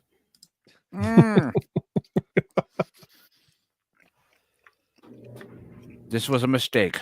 Okay. Yes, it was. Now you got diabetes. And now you get to wash it down with 2 packs of Peeps. Oh my God. I don't know how people do this. Damn, what is that? I'm just drinking gin and Sprite. That's water. I just have water. I might need a tequila shot after that. My God. Oh yeah. It's all caked all over my teeth. Yeah. I'm gonna need to like brush them right after this. Swallow it down. Cream eggs and Peeps are the worst candy ever. You take that back. Yeah, I don't like Like, what would be the worst candy ever? Like licorice. I don't even consider that a candy. I think of that more of like a health food. You know, like you eat licorice to help your upset stomach. You know. I have never heard that before. Yeah, true. I've never It's true. heard that before. No, licorice will same thing with ginger, like those ginger candies that suck. They're not good, but they do make your tummy ache go away or whatever. I know that for like Heartburn and ginger shit. ale. Yeah, ginger helps upset stomachs, and so does licorice. I feel like you're gonna get a sponsor from Ozempic after this. Like all the sugar you're taking in there. Bro, I would never. I'm gonna tell you a fun fact. I had a cousin try it, and she didn't poop for like fucking 2 months. She had to go to the doctor. She it was bad. She was like, yeah, it was bad. She tried it like 1 or 2 shots, and she was like, yeah, I think I've only, she's like, she realized something was wrong right away, but yeah, she almost died. Don't do that stuff. Okay. Oh my Great God. content. It's bad, guys. It's bad. This has All become right. OnlyFans. If you get diabetes, make sure you have your rope. Get him tequila ASAP. Yeah, I'll pour a tequila shot right now. Circus Peanuts, Adam Gray. This is our chat now. Yeah, you're right, guys. Well, some other interesting things about this movie that I thought were lovable was I like the idea that not only was there a white male in this movie, but he fucks too. Like they established that he has kind of like a past relationship with a short hair girl, and he's like always like winking at her and saying cute little things like "I love you too, dear," stuff. They flirt. I like how the movie wasn't completely sexless. That seems to be a common trope with movies these days. True. No romance allowed. I don't know. I think we need more romance than ever these days, guys. I want to see Godzilla with a wife. Why not? This after you're gargling. Thank you. Yummy. I do like doing these early shows though, because after this I'll probably just spend another few hours editing this Renfield video before this Godzilla movie. 5 p.m. somewhere. Yeah, let's bust out this old bottle. This old bottle of Jose Cuervo. I'm not drinking Cuervo. Gen Z is scared of sex in movies. Yes, I know. I don't agree with that. I've seen many tweets and social media posts where just like, oh my God, like, can we just stop? It makes me uncomfortable. These 2 people kissed in a movie. We could talk about why this is the best Godzilla movie. Honestly, I hope it does $1 billion just to piss people off. It was a good kaiju movie. I don't know if it was a good Godzilla movie. It was definitely a good King Kong movie. I always recommend Poor Things to them. Oh my goodness, Gen Z. Yeah, I did appreciate Emma Stone. Emma, sure. Yeah. There's like several Emma Watson and Emma Thompson. Stone. Emma Stone, she showed the girls. I always appreciate that. Why do they uglify actresses with awful haircuts? I liked this girl's haircut in this movie. Short girl scientist. Honestly, I couldn't remember what she looked like in the last movie, so it didn't really matter. She was in it, I guess. I think we mentioned on the trailer when we talked about the trailer. We were like, "Hey, homegirl, she got her haircut and she got some highlights. She's looking good. She's got that what's it? That tall, slender, athletic build." Yeah. But it's funny because, like I said, dude, she seems like a legit actress who's done like actual movies. She was in The Prestige, She was Christian Bale's wife. Christian Bale's wife. The one who goes crazy and hangs herself. Oh, yeah. Yeah, so that's her. She's English, I think, in real life. But like, yeah, there's a part you got to know. There's a part where she's like, talking on a walkie-talkie, like, no, we can't give King Kong a giant armored glove. It's too late. And she's like closing her eyes, like, what the fuck is this movie? Why am I? Did we talk about Roadhouse? Yes, we did last week on Stupenzo Cast on a random day. Me and Blue Collar. Yeah, Broke it down. Roadhouse is the is the continuation of Forrest Gump. That's basically what that is. Yeah, Chode House. He basically is Forrest Gump that knows how to fight, Yeah, he's crazy. He's a psychopath. and he's retarded. Yeah, we joked about how it was just so funny how yeah, like not only is he totally emotionless and a stone cold killer, Yeah. but yeah, there's just no evidence whatsoever that he knows how to bounce a bar. Like because that's the thing, is like in the first movie, in the original, like the guy goes to a bar and finds a bouncer. It's like, hey, I want you to bounce at my bar. In this one, she goes to a fucking cage fight. And she finds one of these guys who doesn't even fight, by the way. He like intimidates someone into quitting somehow. True. And then she's like, yeah, you'd be perfect for bouncing. Like, what the hell is the logic?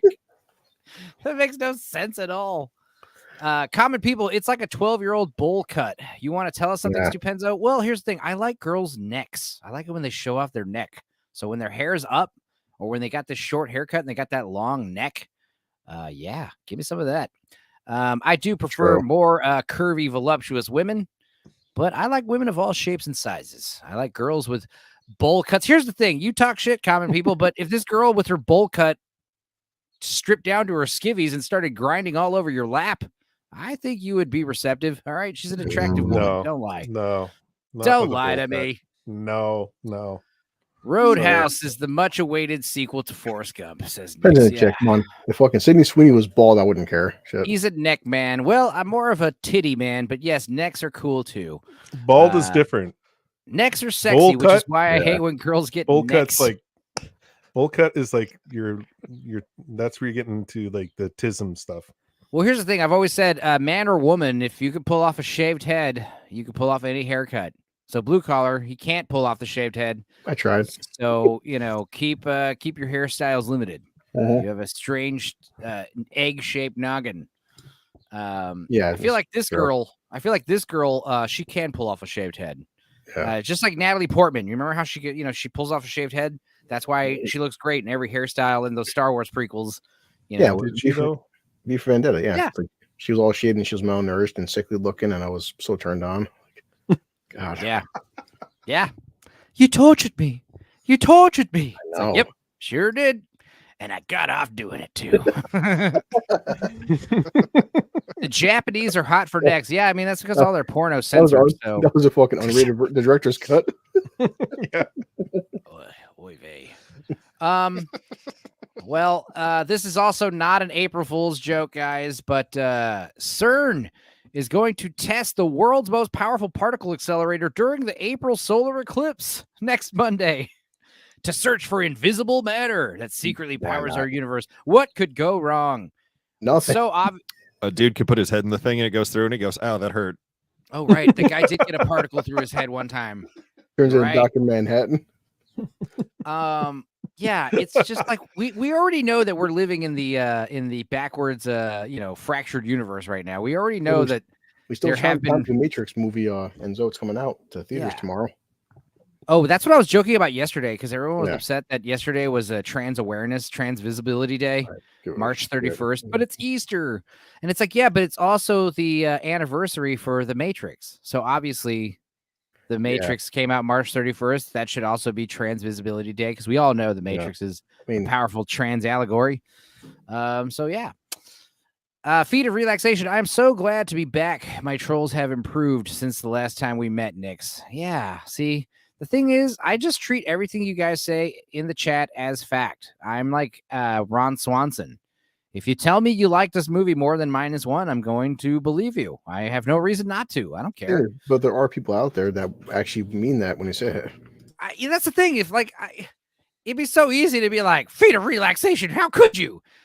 -1 was awesome. It was epic. It won an Oscar. Blah, blah, blah, blah, blah. But I mean, that just sounds kind of gay. It's just bitter to just be like, hey, cool. I'm glad you liked the movie, buddy. I don't really. It's a Godzilla movie, guys. I mean, let's be real here. Is that how Blue Collar Loser got his haircut? He put his head in the CERN particle accelerator, because that explains a lot. Because I care about American History X. Maybe he throws us back into a less doomed timeline. Ooh, not counting on it. Yeah, maybe that's what they're actually trying to do for this CERN thing. Maybe they're trying to fix everything. Oh yeah. Listen, we're gonna Steins Gate this shit back together, even if it's way worse. I like women with short hair, but it's just the style of it. I always go for lesbians. It never works out. A girl I hooked up with is now married, and my latest ex came out after me. What am I doing wrong? Common people, basically, after you make love to a woman, they realize that they can never be with another man. Yeah. No other man will ever satisfy them. So this is why they pivot to women. I've After never heard that take in my it as a life. compliment. I had sex with lesbians. She's like, holy shit, Chris, I'm going back to women. I'm like, yeah, I know. Feet of Relaxation hasn't seen the new one. He's been lying to us this whole time. I Great. talked to him 6 months ago. She's like, you're the last guy I fucked. And she's like, yeah, I don't want to fuck men anymore. I'm like, well, I did lesbians a favor then. Here's a meme blue collar loser could relate to. When your new pocket pussy is so realistic, it just wants to be friends. Bullshit. I cut its lips off so it can't talk. Oh my God. Jesus. Dude, the idea of a talking fleshlight is horrifying to me. Oh, yeah. With this like little labia moving. Oh my God, dude. Anyway. Yeah. What else happened with this stupid King Kong movie, Godzilla movie? Pretty much it. There were some other things that I wanted to mention, but I don't feel like going into this movie like scene by scene. Who plays Mikael? Because I know I've heard his voice before. The guy who gets eaten by the fucking tree. Oh yeah. Oh, the Australian the trees guy. that don't get brought up again. Yeah, white guy number 3 who quickly dies. Yeah, a tree. Like I've heard and seen him in other stuff. I just like cannot for the life of me think of what he's from. There's trees eating people. Okay. There is one tree that eats a guy. You ever been And to that's Hollow the Earth? only one. guy, Never shows up yeah. again. Yeah. The It Hollow Earth kills is- him because he's kind of a dick. The His Hollow name Earth is is- like, it's like Australia, okay? Yeah, everything's trying to kill you. Oh, so his name is Alex Ferns, and he looks completely different without a beard. He was in the Batman. He was that one bearded asshole who was a detective guy. Sure. He was in. That's let's what it see. was. Yeah, that's what I'm recognizing him from right off the gate. He's also in Andor, which I didn't watch. He's Sergeant Linus Mosk, excuse me. He's also in Chernobyl, and Chernobyl's where I recognize him. He's the lead miner. Glukov is his name. He's in Legend and a bunch of other random shit. Okay, so yeah, he's all right. He's doing good. Oh, he's in the Ghost of the Darkness. That was his second role ever. I should rewatch that one. That was a good one. Killer Lions. EFAP it, Stupenzo. Yeah, I think maybe if it comes out digitally, maybe we'll break down this dumb movie like scene by scene. I mean, I could break down a fucking crappy cam version of it right now if we wanted to, but I don't really want to. Listen, I'm all just you need kind to of know is that Donkey Kong and Yoshi beat up Lanky Kong for like 20 minutes. Lanky Kong, I did like his design. He looked weird and in a good way. I don't understand Donkey Kong though. Diddy Kong, the little Kong. Like, where is there a mother? Is there is he a child or is he just like a smaller monkey? Like I think the only subtext I ever got from that was he might be the Scar King's son, maybe. And I think I'm reaching there just because they're the same color of fur. Let's go with that, yeah. Professor R2 says your fleshlight starts criticizing how you dress, and then it's all downhill from there. It's rhinos, you lacist. Okay. Yeah, as far as like little Diddy Kong goes, I don't know. He was an asshole. Yeah. When we first meet him, like he's biting King Kong. He's throwing rocks at him. He's trying to trick him into getting eaten by giant eel creatures. Well, King Kong got his revenge. Like he's kind of an that's asshole. when earn man's respect. If somebody takes you and just uses you as a fucking small billy club against other people, that'll work. So then okay, sure. It works. Hey, if it ain't broke, don't fix it, bro. Well, good. I wouldn't be surprised if this is a shorter episode. That's what I said. And if we ever got into like a me and more toxic on bar fight, I'm gonna be a shield. That's all he's gonna do is pick me up and just use me against other people. That'd be funny as hell. I'm just picturing like the Total Recall escalator guy. Oh, poor guy. That poor little bastard. He's like I think he's one of the most unfortunate bystanders in a movie ever. Not to mention all these people that were on vacation in Rio de Janeiro in this movie. All the people who got trampled in Rome. Yeah, all Every the people bridge that were. in this movie gets destroyed. Oh, Just the because- entire city of Cairo is irradiated completely. Because you have to understand, he's not just pink because it looks cool. He's pink because it's like ultra super mega radiation, and he like blasts his radioactive blast all over the pyramids, explodes them. As dumb as it is, though, that Godzilla he has to power up, and that's why he's absorbing radiation, which he's done, all the time in different lore. For Yeah, I mean, Godzilla. he can absorb radiation. Human beings can't. The entire country Exactly. of Egypt has cancer right now. but the and the Arctic is fucked. Oh, right. How good is it on a scale from 1 to coyote ugly? I would say it's a solid 6. Shorter episode. That's what she never said to you, Enzo. Nothing touches Coyote Ugly. Yeah. What would you do? Keep, watch, trash. The Batman, The Dark Knight, Batman 89. Let's see. I would I guess I'd keep The Dark Knight, watch Batman 89, and trash The Batman. Is that a controversial opinion? Well, I like all of those movies, so I Again, honestly wouldn't know what to tell you. I definitely wouldn't keep the Batman. I do admit that the more you watch it, the more I started disliking that film. Oh man, it just drags so long at the end. And Blue Collar Loser is muted. He's always muting himself because of his dryer. He's always doing laundry. He's always got clean clothes. It's not me. It's funny because he's always doing laundry, yet he always wears the same shirt for like months on months. It's clean though. Shows. I wash it every day. He's just washing like his family's clothes. He doesn't even have time to wash his own clothes. Melvin Deeply, go away with you, Scottish nationalist. Hey, I mean, if he lives in Scotland, then why shouldn't he be a Scottish nationalist? It'd be weird if he was a Scottish nationalist and he lived in, Canada. All right, so that's why it's a hard question, says Nerdy Film Girl. I didn't really find it that hard. I mean, I think I do like The Dark Knight more than Batman 89. Sorry. Well, Heath Ledger is legendary in that film, so he's legendary. All criticism with The Dark Knight is that it's less of a Batman film, more of a Joker film, because Christian, the problem with Batman, it's like fucking they can't get it right in the sense that the fucking Robert Pattinson one has the best combat next to Ben Affleck. Christian Bale, in terms of character fighting, his fighting is shit in all three of those films. You know what I like? I think about more than I think about it. I think I do like Batman Begins the best out of those 3 Nolan movies, but because it seems like the most of a Batman movie. It seems like a Batman movie. I mean, with the Matrix coming back out for the anniversary, I ask anybody, watch The Dark Knight. What's the one great fight scene in The Dark Knight for a character that knows every martial art on the planet? Some people don't have little bird brains that only like fight scenes and monsters destroying cities. That's what Batman does, though. Batman is supposed to be the fucking best martial artist on the planet, and he doesn't fight. He's the best detective on the planet. There you go. I think that like my favorite scene in Dark Knight is just the Joker's big intro to the mob, the pencil scene. That shit's great. But everybody's seen with the opening for the Batman, when he first enters and walks in, he kicks a shit out of that guy. It's like, that's how Batman's supposed to be, where he fucks that dude up and you're like, oh shit, okay, back up. And in The Dark Knight, the problem with The Dark Knight is at this point, nobody's afraid of Batman. They even said, like, why are we scared of you for? The Joker, he's terrifying, dude. You're at this point, they almost make Batman be a pussy in The Dark Knight. That nobody's scared of him. And considering most lore, everyone's afraid of Batman, who's scared of him in that film?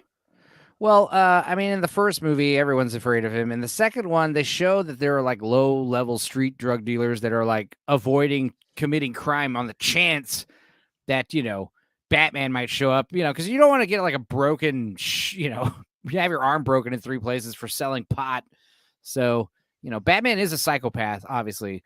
Yeah. Something I did like about the trilogy also is each movie has like a different color palette, whereas like the first one is very like gold. The second one is very blue, and the third one is all white. It's pretty cool. I don't know. Chris Nolan, the guy does good in my book. And yeah, The Prestige is probably my favorite. Got to head to work, but great stream. Hey, Thanks, Nerdy Film Girl. If you ever want to pop on one of these later on one of these other Mondays. It's so weird that you bring up these Batman movies because I just rewatched the trilogy like less than a week ago. What'd you think of them? I I like Batman Beyond, not Beyond, goddamn it, Begins more than I remember. Yeah.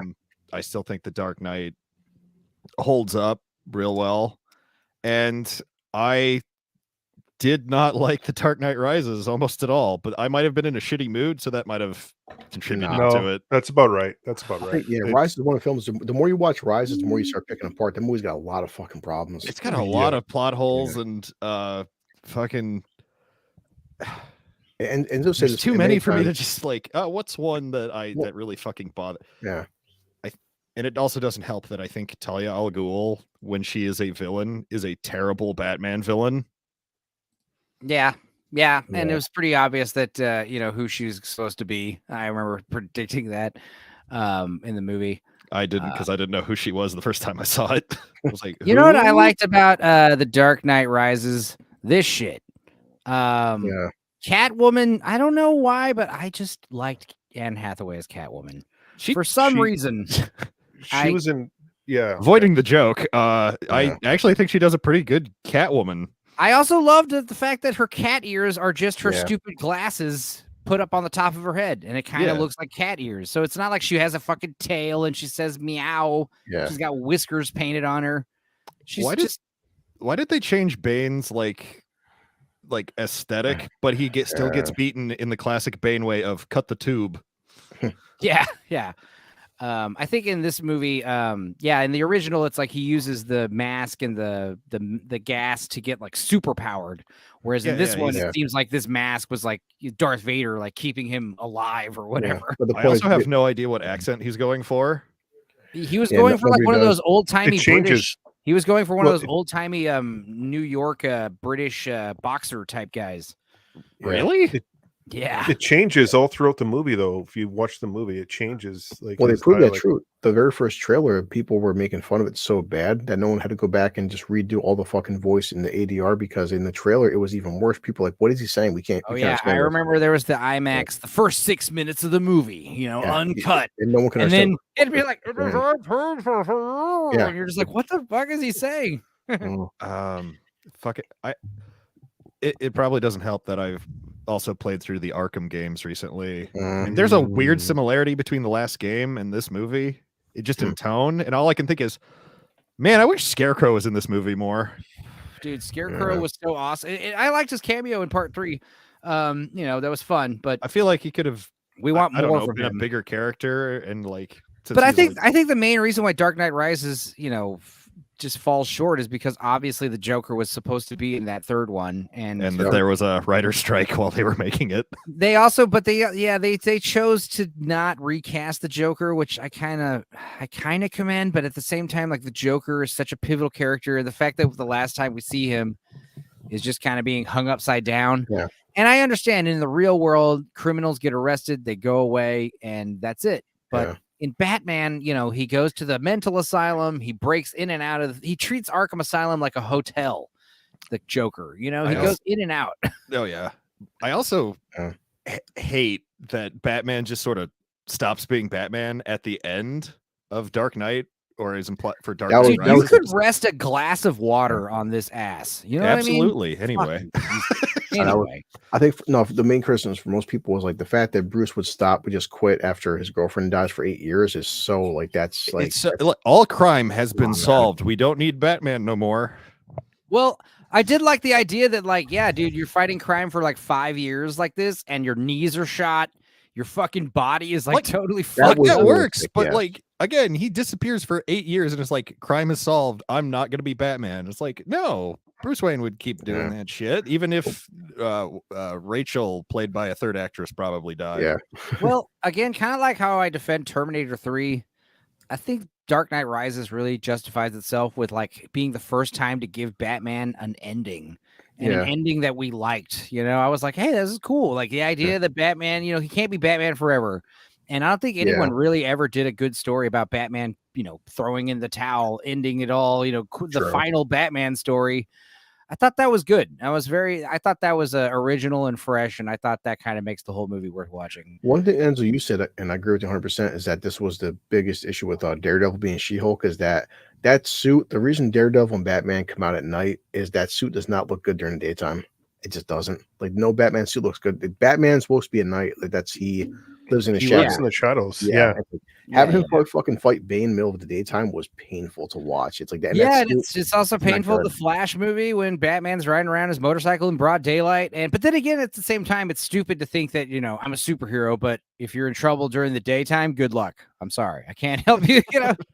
That is funny. It's weird, but then at some point he does, but he's still a human. At some point, like if Bruce patrols only at nighttime, at some point you do gotta fucking sleep. He's still a human being, and like the point is, he does sleep. Batman Begins. Batman Begins. He wakes up at 1-2 p.m. The guy's out till fucking 5 in the morning patrolling. But also like in Dark Knight, where they show that he's going to his meetings and falling asleep, and he's like falling asleep at the meetings, and that's when that guy, what's his name, tries to blackmail them, finding out about the Batmobile. Reese. Yeah, that's such a great stuff. See, technically, Batman is trained to only sleep like an hour to 3 hours. Right. Yeah, I'm sure. Yeah, he's on that that Trump sleep schedule. Those Japanese dudes, those Japanese business tycoons, they sleep 3 2-hour shifts a day, or sometimes less. So the idea is they're only getting like 5 to 6 hours of sleep a day, which is not a lot. But like those extra 3 hours, those extra 3 or 4 hours you save, like you could spend it doing stuff. Yeah, but seems like hell. Certain costumes is certain heroes like Spider-Man, Superman are meant to be at Flash daytime, but just that Daredevil and Batman, their suits they don't look. No matter what depiction, they can come out in daytime, but they don't look. Daredevil's suit does not look good in daytime. It just doesn't. Yeah, and they gave Batfleck the terrible gray and blue color palette suit, which also looked bad, especially in the daytime. And the problem with it is I think the suits are too textured. They're too textured. Batman in the Dark Knight movies, like they have the classic paintball armor that all the X-Men movies have. Mm-hmm. They all got to look like little plates. There's all these little crevices and lines. But when you look at like the Alex Ross style, the spandex, there's just something so cool about like the seamless spandex with like the one belt or the piece of underwear that just kind of breaks it up visually. Well, Dark Hour, I'll raise you 60s Batman colored suits. Yeah, exactly. Right. That's a different tone though. But that's one thing the Batman got right is that whole fucking film was like Gotham was just dreary and like rainy and just like gritty. Even during the daytime, it's like just those gray tones, and that's how Gotham should be. It's that you never see a bright day in Gotham. Not in the Batman. They got totally. Gotham was the best version we've gotten since I think daytime. Well, since the '89 Batman, where it had the same kind of atmosphere, where it's just dark and gritty and gloomy. Yeah. Oh my god. But Batman, last night you wore the green costume, and tonight you're wearing red. Why? I must, Robin. I must wear a different colored costume each night. The Rainbow Batman. God, that story is so dumb. What happens? God. What spoilers? Do you remember what happened? I couldn't tell you who the villain is. I just know that he wears different color costumes to distract everyone to literally, I'm pretty sure it's just to fuck with them so that only he can figure out who the bad guy is. Okay. Dick Grayson saves a girl's life by pushing her out of the way of a getaway car escaping the scene of a robbery and injures his arm in the process. He sees the crooks' faces and begins searching for them as Robin. Meanwhile, Batman wears several different colored costumes. Eventually, Robin spots the thieves, allowing Batman to apprehend them. Afterwards, Batman goes back to his old costume. He explains that he wore the special ones to draw attention to himself and away from Robin, as people might realize Robin had an injured arm like Dick Grayson's. Oh, that's actually not as terrible as I thought it was going to be. There is not a lot to that story. That's like the entirety of it. Well, that's what's great about those little 20-page floppies. It's just like, give me a short little quick story. Thank you. It doesn't need to, not everything needs to be. That's the other thing is like towards the 80s and 90s, everything started transitioning to these long form stories. But yeah, like those old comics, these old television shows, non-serialized, please. Yeah, I like how you just turn into a random episode if it's Always Sunny. It doesn't matter, Batman had a huge overhaul in the 80s because it's the Adam West thing is that show did mimic the comics for a very long time because it wasn't that dark and serious. Sammy Three-Peat, isn't that when Robin broke his arm? He called it. Hell yeah, Sammy Three-Peat knows his stuff. He's not into bad. Okay. Before I forget, why is Joseph Gordon-Levitt's character in The Dark Knight Rises? Why is his name Blake? Yeah. I guess it's. Why couldn't they just call him why couldn't he just be Tim Drake and just be Yeah. like, But- oh, we know, but His first name is Robin. It's a common. but that's really dumb. His middle name is Robin. Exactly. That was so stupid. Yeah, Joseph Gordon-Levitt. That was a bad part of the Dark Knight Rises. He's going to be the new Batman, though. Oh, he just like Yeah. he's That going was to like. another thing about the Dark Knight Rises. Whenever whoever wrote the movie or whatever, they didn't know what to do with the character. They just put the character in a hole. I also like how they were like, okay, so I'm going to be retiring as Batman. I'm going to give you the keys to the castle, the Wayne Manor. Nobody's going to notice that you're just some random guy living in Bruce Wayne's house. Also, the property taxes here are a bit steep, so you will have to pay those once a year. So No, that belongs to the city. okay. The top, Plus, the mansion is for orphans. Oh, right. You're right. Yeah, it's tax. plus He has to write-offs. live in the Fucking basement all his billionaires- life. Billionaires are so smart with their cutting their corners and not paying their dues. And plus, too, didn't Batman Begins Bruce was trained by League of Shadows and Ra's al Ghul, and I'm sure just a regular beat cop is as combat efficient as a guy who was trained by Ra's al Ghul. Like, 60s comics sure. were not long stories, says Dark No. Hour. Well, the whole yeah, thing about Bane, like he's supposed to be intimidating, and that right off the get go he wasn't. And then the other thing about Bane is like he's like extremely intelligent tactician. So like in the movie, they make him just more of a like a what do you call it? he's a hired hand, you know. Well, that and he he was like a he's out- mercenary. Yeah. yeah, That too, it was, yeah. but it was just really poorly done. It was just Well, I did like how they kind of made Bane more of a brain than a brawny type character, you know. I wish they That was an didn't interesting associate him take on with him. But yeah, his whole thing was like going for the jugular and getting Batman right in the balls and just like showing he's. I just think the movie could have been so much better if you just had the Joker in it somewhere. I think saw. Go ahead. Yeah. I think it's weird that they curb from a Nightfall, but they do it in like backwards order for some reason. Like the whole reason Bane like beats the shit out of him in the comics and breaks his back is because he blows up the walls to Arkham Asylum, and after like months of Batman being like, "Fuck, Yeah. this is hard," he ambushes him in his house and is like, "Fuck you." yeah. And the Yeah, only he's reason like- Batman he's- beats him yeah, is he he- sends a psychopath after Bane. Yeah, he exhausts Batman to the point where he can't even like he's almost at like he can't even function. Yeah. And that's when Bane takes advantage. Well, Yeah. Bane's whole monologue in that fight scene was pretty epic. I did like that stuff. His lines were great. Yeah. He had some great lines that are like they could have been good in any movie, you know. Well, it's like, Like Sammy said, Enzo was like, well, Joker was supposed to be, but then with him dying, they just decided to not recast him. Right. That's what fucked Yeah, it and up. I know, and I heard a great like internet kind of like fan fiction story about what to do if how to get the Joker in the movie, the Heath Ledger Joker in the movie like kind of not tackily, not annoyingly, and it was basically like you have Bane breaking everyone out of the Arkham Asylum, and you have like a scene where like he goes up to one of these cells, one of these cages, and you can see that he's looking in there, and like he sees like in the reflection of the glass, like you could tell it's like the Joker in there. You can kind of see him, and like he has a choice to like let him free, and he doesn't. He purposely like leaves him locked in. It's kind of like Jurassic Park, like don't turn off the electricity to the Velociraptor cages. Like We can't let that dude out. He's crazy. Yeah. Because like the idea is, imagine like the movie could have been the exact same with Bane running around causing his mayhem, but then the Joker is like some rogue element running around like fucking up both sides, like firing rocket launchers at Bane's friends and causing mayhem for Batman and shit. Like that would have been great.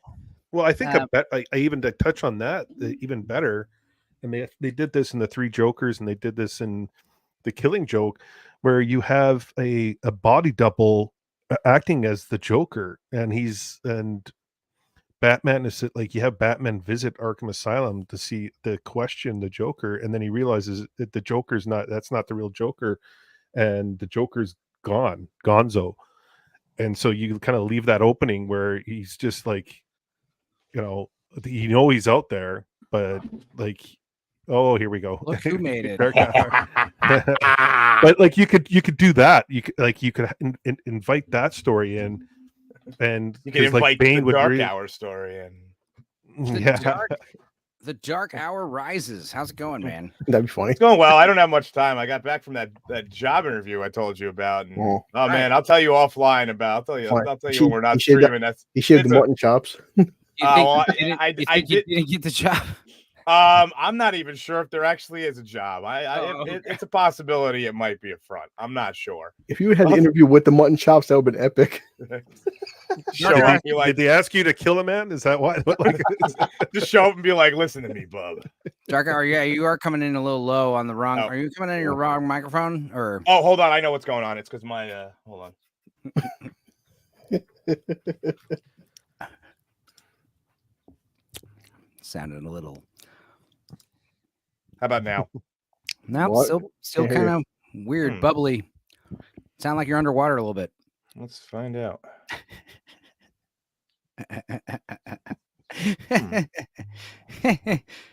What's today, Dark Hour? What? It's the day. Yeah, you sound no. No, but in all honesty, I had my Audacity open, and sometimes when you have Audacity open, it screws with the I was actually recording the other day, and it kept dipping my mic, and I couldn't figure out why. I'd be recording, and all of a sudden it would drop it down to like 20% because I record at like 70%.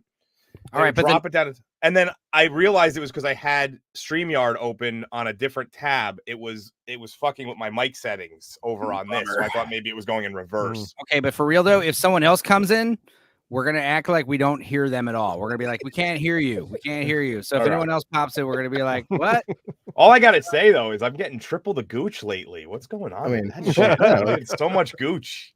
Gooch has been around, man. Gooch is popping around. Yeah, popping off. Everybody's getting a little gooch. I'm a slut. So what did I miss? I heard you guys talking about Batman, and I was we talked about GXK ad nauseum. Any thoughts on that? That turned into Batman. I mean, I'm gonna be. I wrote a review. I'm gonna record it later today. Okay. It was. I think I mentioned to you early, like late last, like right after I saw it. Basically, I was like, this is okay. It's a mid movie with some great moments and some dumb shit, and I'm not upset by it. It's totally fine to watch. Pretty much. I did bring up the fact that you shared that guy's tirade, and I did agree with that one point how they totally abandoned the whole time dilation thing that they established in the Monarch show, which I guess I think that's more of a problem, and that's actually a problem that's been plaguing a lot of these attempted shared universes is they just forget that the TV shows exist. Yeah.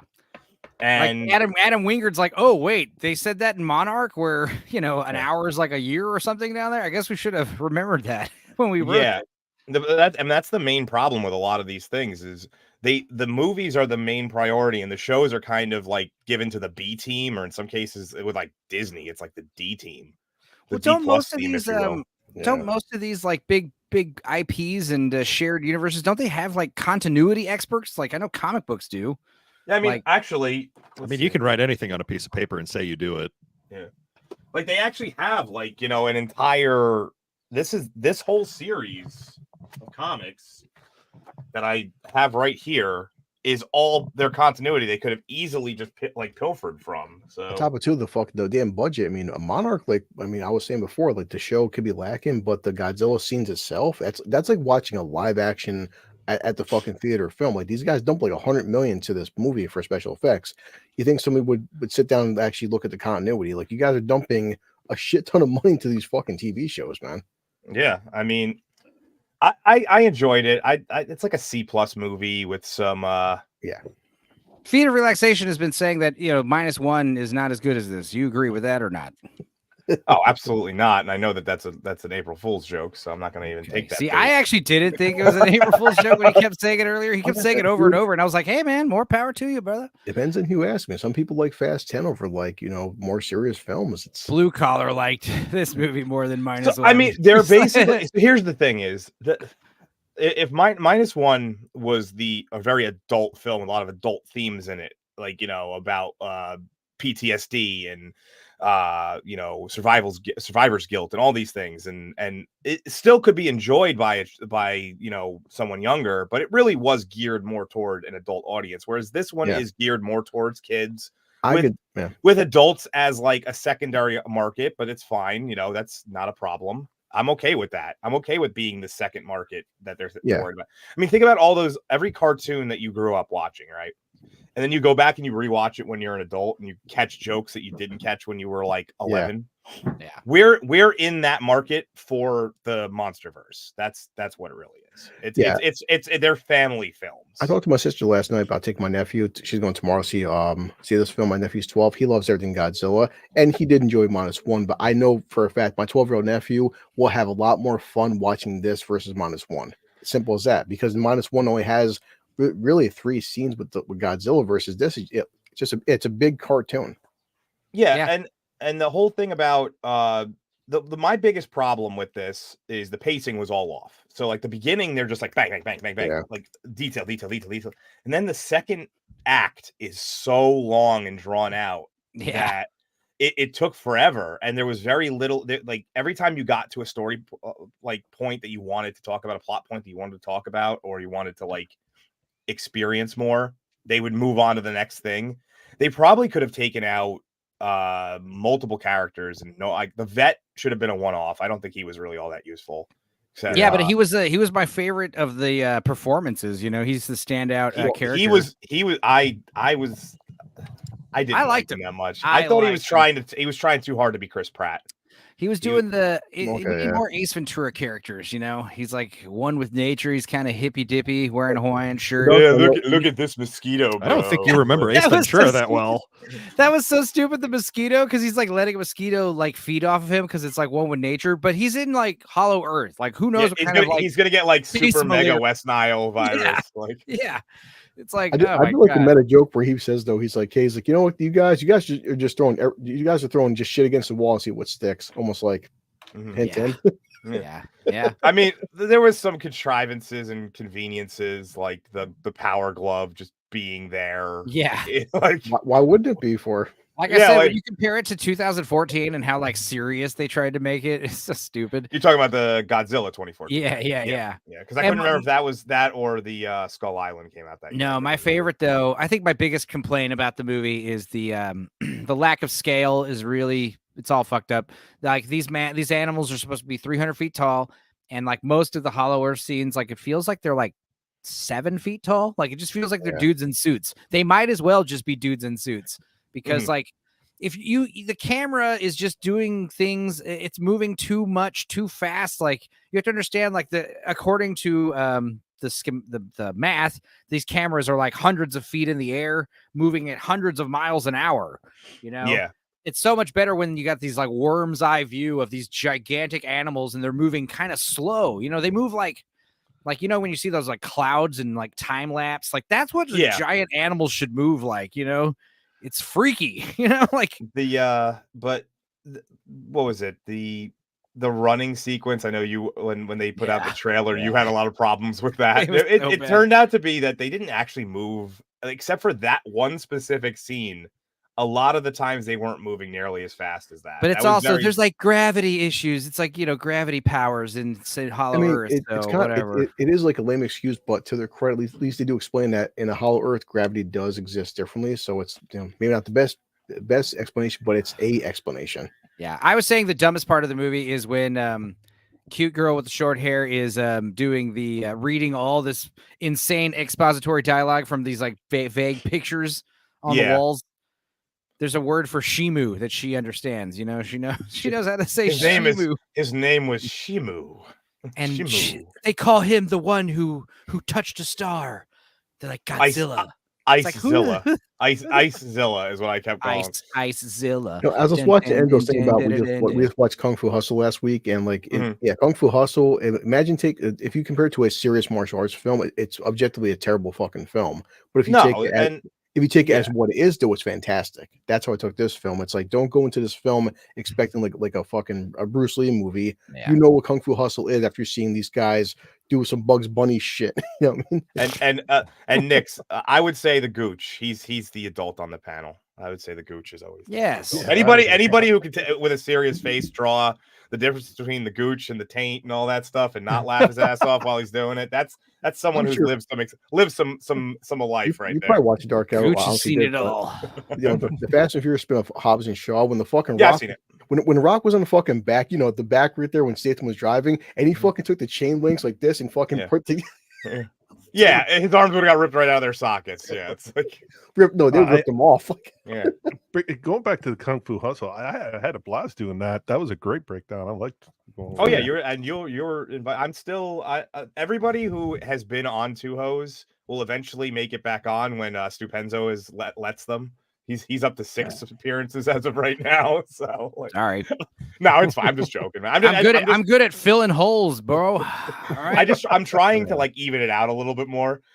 Because there are a lot of people who are like, oh, I want to get in. Now look at it's not fair that stupid Stupenzo's been on 6 times. He only has 350 subscribers. He's not even monetized. That's the one thing I like the subs thing. Like, who cares? I'm realizing more and more that subs is yeah. Because I've seen videos recently where like people got like 1 million views, and I go and I click on their channel, and it's like 800 subscribers, and I'm like, how's that even possible? On the stream 6 times, he only gets like 50 views for his videos. I don't know if Enzo, you ever played or how much you do gaming compared to like me and Dark Hour, but when Dark Hour was playing Onimusha, I was mentioning Azura's Wrath. That game is like, man, take some acid and play Azura's Wrath. It's, you know what you're getting into. I mean, Azura's Wrath is just like they go fucking all out. Like these guys are throwing planets at each other at this point. Like, so it comes down to everybody here. We all watch stupid films. It's how much of a stupid film you're willing to accept. Like when we talk about Commando, the fact that Arnold hits him into a full electric fence and he powers up, like that's so stupid and retarded. But there's something. It has to be. So here's my thing. It has to be. There has to be an internal continuity of silliness. That I can accept a silliness. Like it's basically a meter of serious to silly, and. It can move a little bit, but it can't have this huge, these like giant jumps as if you were watching someone being shocked back to life. Where it's like it can't be like that. You can jump from a little bit to here and there. If you start out very silly or very serious, and by the end you've changed it, the writing was completely off. The tone did not understand, or even if it's jumping. I would say that this did not do that. So this movie was good tonally. It had a couple of serious moments, specifically the human moments with I don't remember her name, Jaya, the younger girl. But they're not so over the top dramatic. They're not -1 levels of my parents died and you have to raise me, you PTSD riddled pilot. Like it's nothing like that. So as long as when they would go to this like mid-level drama section and then come back to the silly, that's fine. Something I hate is tonal whiplash, and I think one of the worst examples of tonal whiplash is the first 2 episodes of Grey's Anatomy. I can't believe that show is still on. Okay, I'm sadly pretty well versed in Grey's Does your Anatomy. wife make you watch it? Okay, so this is interesting. So you know what I'm talking about, because in the first 2 episodes, I'm sure it's like this in all the other episodes too, but like it'll be like, oh my God, being a doctor is so hectic and crazy. And we're all having sex with each other. LOL. Someone's dying. This man over here is going to die. And the music just like dun dun dun. And it's like, oh my God, we saved him at the last minute. LOL. Drinks on you. And it's just back to fun time. And then it just keeps going back and forth from like awesome party to sex and to everyone's dying and we're all in trouble. It's incredibly manic when it comes to its tone. And it can't, and that show is a prime example. And there's a lot of them. There's a lot of shows out there that I tell people all the time. They're like, "Why won't it get better?" And I'm like, "Because you idiots keep watching it." And as long as you keep watching it, it's not going to be canceled or changed because they have no reason to.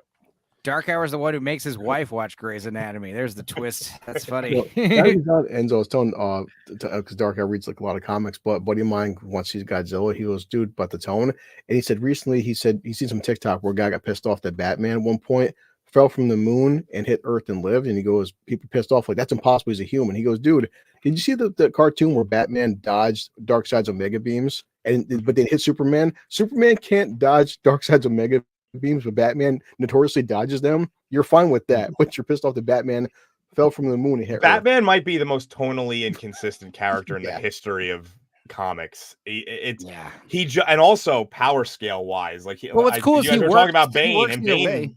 yeah, Yeah. he does work, but like you mentioned Bane before, and Bane, he's well known for his strength. I know I'm not Yeah. going to say it too much because I know Gooch already did this, but he's more of a tactician than he is. You know, the strength is actually a secondary thing that makes him better.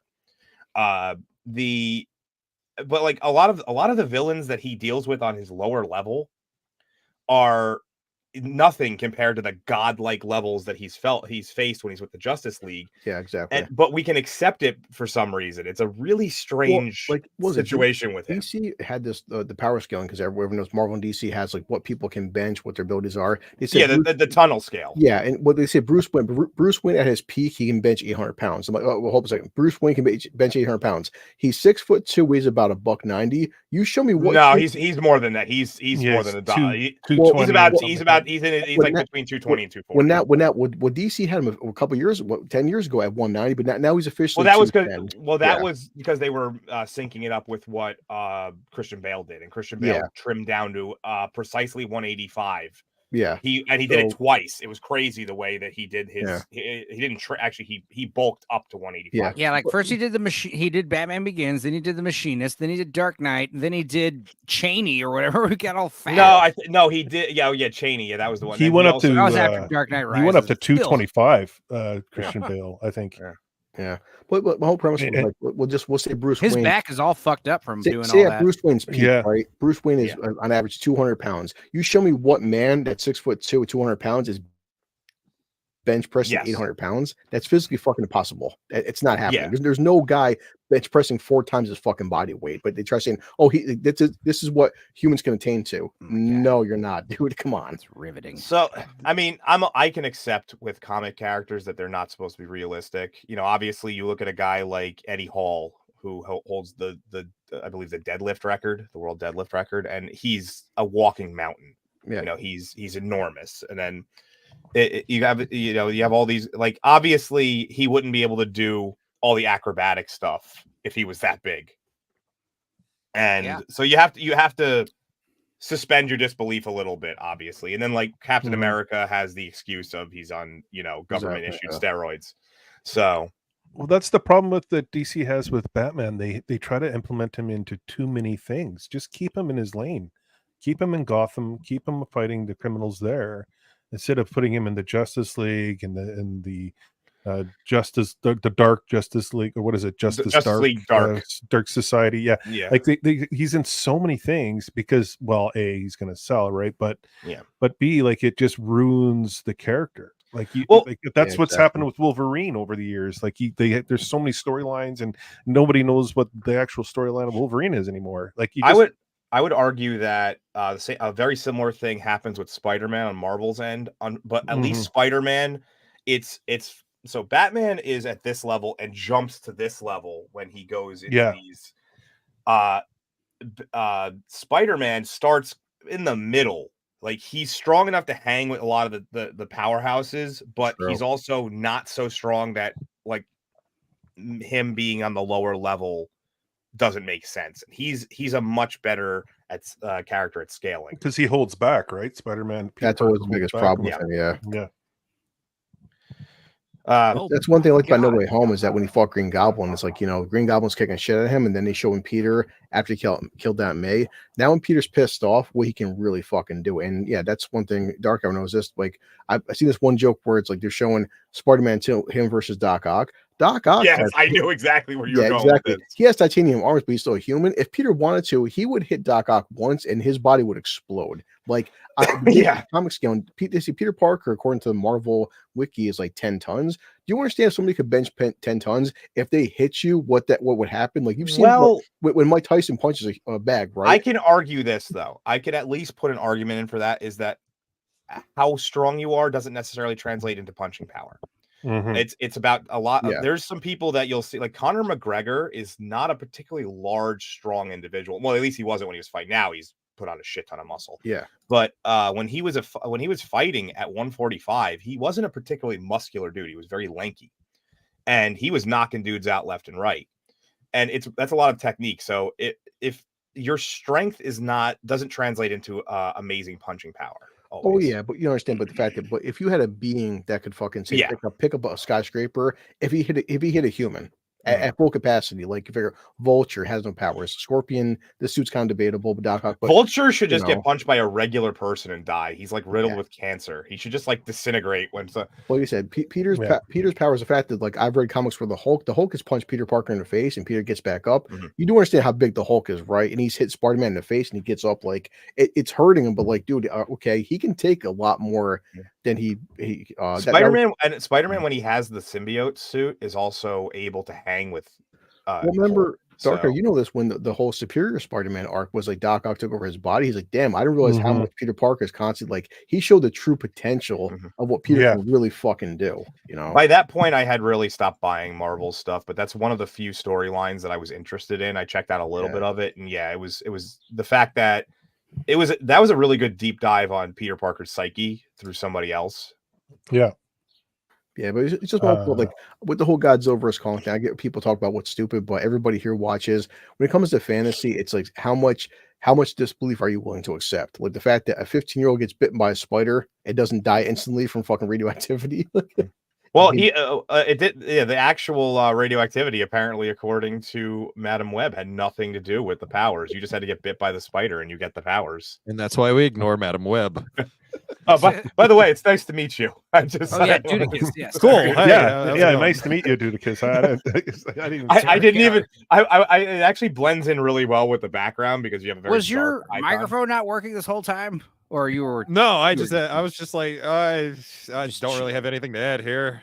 Yeah, I'm just trying to catch up on your topic. I don't have much time, but and I keep telling Enzo I want to pop in on one of these things. Before you leave, hang on.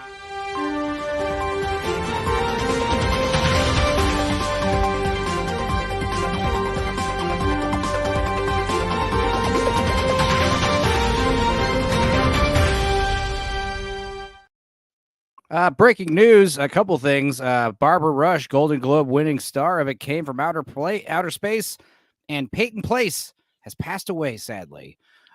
Also, breaking news, this is news I think we just kind of broke earlier, but Shakira said that she and her sons found the Barbie movie emasculating. The Colombian superstar wasn't a fan of Greta Gerwig's brand of feminism in the Oscar-winning film, as she explains in a new interview. More on that later. And another thing, this is kind of fucked up. This is also not an April Fool's joke. Ed Piskor has apparently made a suicide note on Facebook due to his canceling and is missing. So John Delarose is the one who broke that story. I don't know. Someone it says right there, John Delarose recently. Oh yeah, he wrote this story probably. Yes, I know. I'm in contact with John Delarose. I just haven't been on his show yet. They kind of just randomly dropped. Yeah, we joked about this on Tuesday that Ed Piskor from Cartoonist Kayfabe has gotten Me Too'd, and all of his art stuff had been canceled, and his art gallery. Apparently, he was having inappropriate contacts with 17-year-olds, which, while legal, is definitely frowned upon for a man. Number of reasons, yeah. But he has apparently went to the internet and made a huge Facebook post that is basically a gigantic suicide note, and also blames many people by name. And he apparently has gone missing. So this seems serious. More on this later. What people like other artists or specifically some of these cancel culture people, I believe. Someone named Molly something or other. I kind of just skimmed it. It was very long, so I don't like reading, guys. But yeah, I think plus it all could just be a fucked up April Fool's joke. Who fucking knows? Like, I don't know. I don't want to spend too much time getting invested in it. Joke about. Nick I know. Out, here's the drinkers, thing. April Fool's joke. Yeah, that's funny, but yeah. Talk about. I messaged him. I was like, "You drunken April Fools and motherfucker." So according to what I'm seeing in a post, Ethan Van Sciver post, it says, "Not April Fools. Ed Piskor has written and released a suicide note naming all of the SJWs that came after him as responsible for his fate. Listed among them are notorious SJW shitheads Daryl Ayo, Alex DeCampi, and Raymond Villalobos. So a few of them. Wow. Very, very, very, very, I hope everything works out. I hope it's not a bad day. Anyway. Anyway, before you leave Dark Hour, I guess let's just get into this. Let's see some comments real quick before we start. Oh crap, just saw this too. So Sammy Threepeat. Breaking news: drinkers quitting YouTube. Raise in IGN. Kotaku and Hollywood Reporter rises 1.9 million subscribers. Oh, that'll be the day. Anyway, let's see something. Let's do this.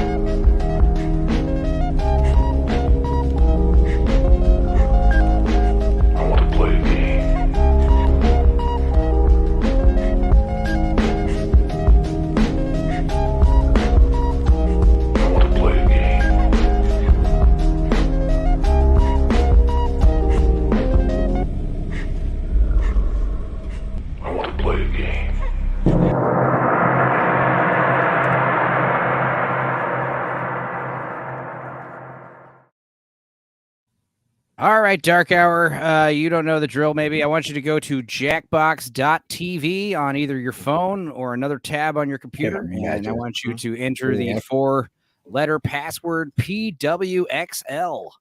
And do it quickly before the chat beats you. I think the chat has a 20-second. You have a 20-second head start on the chat. But I wouldn't be surprised if this game gets full. So you guys better pop in. We got Blue Collar in here.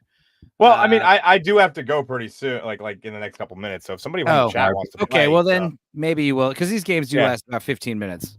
So I'll just let somebody from the chat do it. And next time I'll join you guys, though. Well, for sure. And also, you can probably still play from the chat while you're doing other stuff. You don't necessarily need to be in the. I actually have to go. I have to go fix my dryer. It actually crapped out on us the other day. So I have to go do that. What's wrong with it? The heating, the temperature. It, like overheated, so I have to go in and it's not getting hot anymore.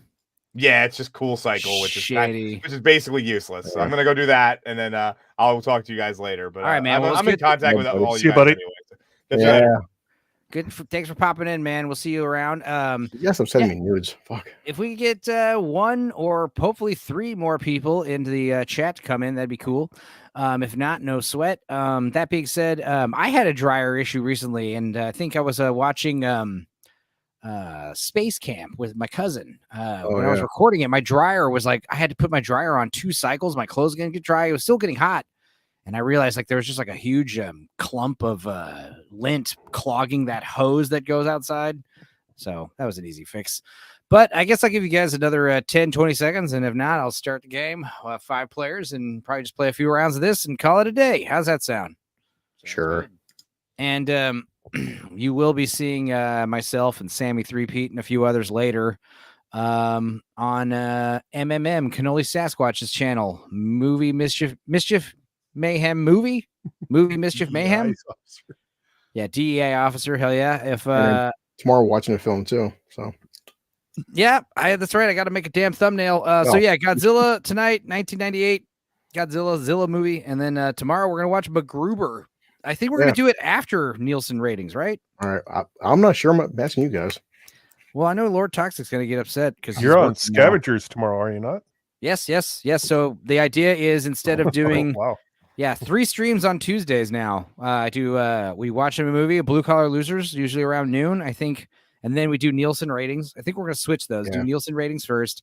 Then we're going to watch MacGruber.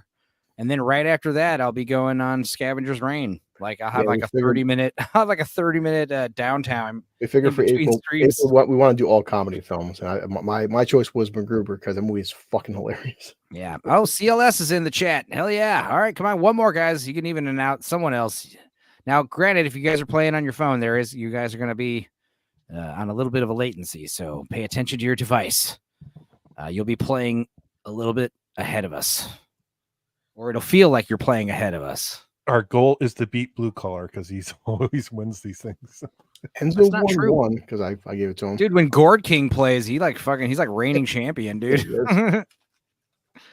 But you know, it's like I think that's the thing about this game is like we don't really have reigning champions. I think everyone kind of wins pretty scattered, which is good. This game isn't terribly one-sided. All right, I'm gonna give it 10 more seconds, guys. Oh, someone's in the chat. Gord King, speak of the devil. Oh my That was on Oh purpose. boy. Bro, I was just talking about you. Dude, Yeah, you got right. 5 seconds. Nobody sign in. Give Gord King a chance to come on in here. PWXL. What's up, Gord? What's up? Oh, We were just saying about how every time you play, you're like Oh, you're like the king of this game. I spent 8 hours with Gord King. I binged all of his Final Fantasy VII remake videos. So I gored. Yeah, apparently you were just playing that game just now, right? I was indeed. Yeah. I catch replays. that Yeah, going? so I did like 8 hours in a row of me and Gord hanging out. You didn't right, catch my passion stream yesterday, did you? No, I didn't. I'm aware of it, but It got I blocked, didn't. so it might come back up in a Really? day or two. Yeah. Yeah. I mean, I did share a lot of screen. I mean, I've never had a stream blocked, guys, ever. I had lots of videos get copyright issues, but a stream, never. First time ever. So Dude, I can tell you for Have longevity. you ever done any movies like Passion of the Christ?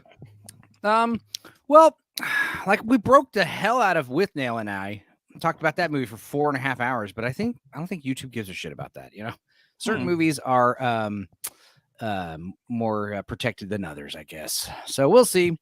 And anyway, we're gonna start the game now. Especially when Jesus is involved. Lord Toxic will be available at 5. He'll be in jail by then. I'll be honest. I'll probably just drop by and like the stream. I don't know if I'll watch it because Passion of the Christ, I'm a little iffy on watching. I mean, I've seen it before, but I have certain Second Commandment issues with watching depictions of Christ. So yeah, I literally get in the I'm not playing the audience screen and audio, vote sorry. away. I literally was asking on the screen. I was wondering if specifically Ready or you had not, seen the it's movie. I round was wondering if one. Vex and You'll answer Uninspired 2 had seen prompts the on your movie. device in any way you want, and then each of I you have seen it. I've seen it twice. square off against someone else. You and players vote on their favorite. What the hell was Easy, that? right? Sorry, I was crushing a bottle. Oh, hell yeah. You were like, thought you were shuffling some cards. Is it just me or is this game too loud? It is a little loud, yeah. It's loud, yeah. God damn it. Let's see here. Let me see if I can fix that while it's playing. God damn it. I'm seeing 2 fucking screens. God damn it. Well, let's just mute the audio for a second. That is loud. I don't know. I had the audio dialed in. I thought.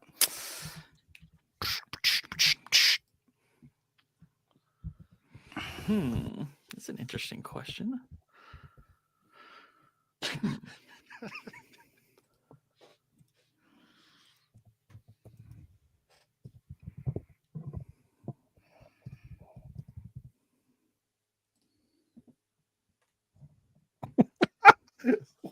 Stop laughing. Contagious.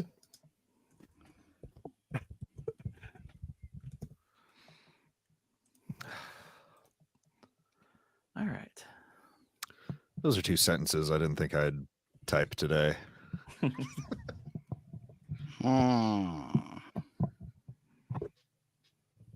Oh yeah, and I'm just not realizing I don't think I'm familiar with you, Dudicus. He's Lord Toxic's replacement. He's the upgraded version. Oh, I see. No, he's IRL friends with Toxic. Yeah, he's STD free. Yeah, I saw him liquor. Oh, a pretty compelling reason to stop wiping your butt. Fetish or Earth requires more crust? Choices. I mean, fetish is funnier. I'm sorry. I don't know why that got me so bad. It's pretty funny. It's funny. Oh, 3 Gord, feet. damn it. Oh, a tie is always good. There's no audio, Enzo. No, I know. It's because it's so loud. So I'll just turn down. I'd like to thank the audience for getting that one right. Movies of the year. An award show that celebrates the most mediocre movies of the year, the gayest of them all, or no children were involved. I know who did this, but Epstein. So we have basically the Goda Awards and no children were involved awards. That's a real tough one. We know Hollywood. Whoa, time ran out pretty quick there. Oh, yeah. I knew blue. We all collar- voted. I knew it. Now look, here's the thing. We forgot to play this prank on Gord King where we're going to pretend that he's quiet. But the Gord, right. we got to show respect to the I king. didn't forget. The You can't next mess with the big king, romance so, novel, sorry. For the Love of Blank.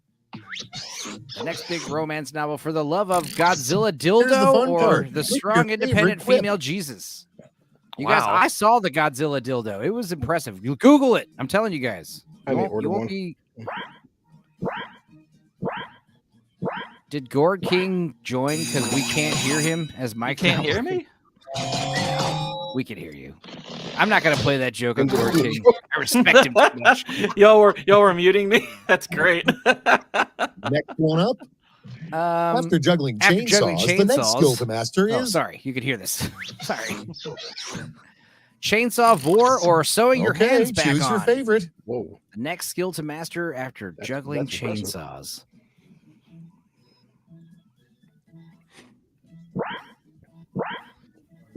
So in your hands, gotta be a Gord King joke. No, that's not me. Oh, Yay. wow. Ah, you ruined my quiplash. I want the audience though. Curse you, audience. Let's see how they handle. If you could fart to the melody of one song, Oh my it would be blank. Oh my goodness. Close encounters of the third kind. No, the final countdown or Bohemian All right, Rhapsody. choose your favorite. Boy, these tough decisions. What's funnier? Or Rhapsody? I would have picked the Winds of Change. there you go. I would have picked Dust in the Wind. Oh, Oh, right down the middle. Hey, what's next? What's a badass name for a badass sword? Colette or trans. All right, wait for the Transtouche. Transtution? Like It doesn't. I know that's gonna upset Toxic.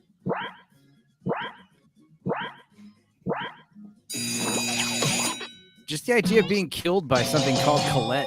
Something. Yeah. I mean, you give your gun a woman's name, right? This is Bernadette. And next, something the Pope might sell on Home Shopping Network. Oh my goodness. Holy water bottles or Godzilla dildos. Time to pick the one you like. He's not gonna share that one. I know which one I'm buying.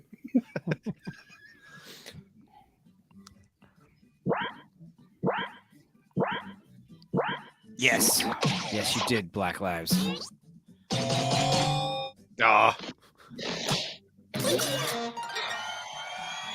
Oh wow. Next up, what your smart speaker wishes it could say to you. Boy, This stuff you watch isn't legal or stop Now it playing gets Party real. in the USA. Pick your favorite. USA. About my hands up, playing my band. stop. I would have made a bad joke about the current Pope. Feet of relaxation. I mean, granted, I would probably make one about any Pope because I'm not Catholic, but especially the current one. That was round Ew. one. Reminder that those all go on Somebody's your on browser history. Holy shit. scores. oh, Gord's gonna be. I don't know if I'm at the top. Blue collar. Yeah, I'm like fourth. Yeah. Oh, I knew it. Blue I collar. hope you should Thank you, off children, the for helping me. Blue collar Real in winner. round Hello. two. The Change your prompts name. are more- Hello. So I've doubled the points.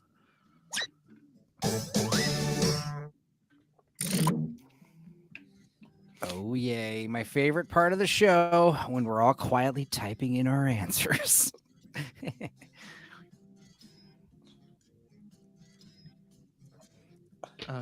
Wow.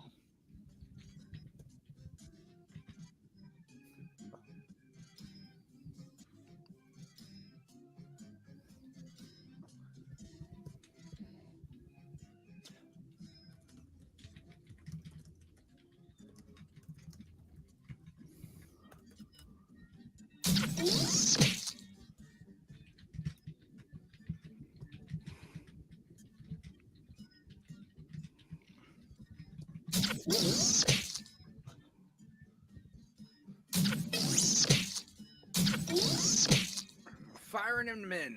We're firing them all cylinders. Now we play the waiting game. Yes, like I said, it's my favorite part of the streams. We've been like fucking talking nonstop for 2.5 hours. Now you guys finally get some breathing time to hear us shut up for just a second, you know?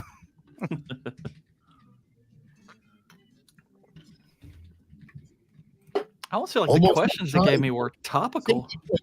Whoa. I am eating some Cadbury mini eggs now. I bought those too. You're still eating those things? I'm gonna buy some. No, I had one cream egg. That was insane. These little mini eggs are like, awesome M&Ms. I wonder if I'm like the only person on planet Earth who doesn't like Cadbury cream eggs.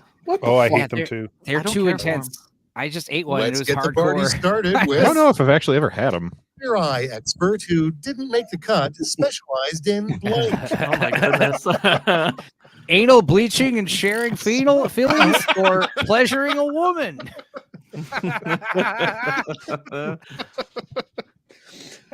I know. Damn it. They're hard. Caller, you got me again. I know it's caller. I got. I saw the modest chuckling from Blue Collar. I was like, that one's him. Sammy got me. And now it's your big moment on stage. You find your spotlight, face the audience, and blank. Come out as gay or give him the old Time to helicopter. vote for your favorite. Yeah, Sammy, we aren't going to do a Dorkside next Monday, but the next one I'll hit you up for sure. I tried that once and yep. Yeah, yours isn't really the helicopter. Yours is like that little hat with the spinning fan on top. I'd say I tried, but Yes, it's more a spinning top thing for us. He was laughing. Fools, we should have never given machines the ability to blank. Damn. Probe our assholes or make us come. Man, all killer, no filler today. I don't know. That first option's filler.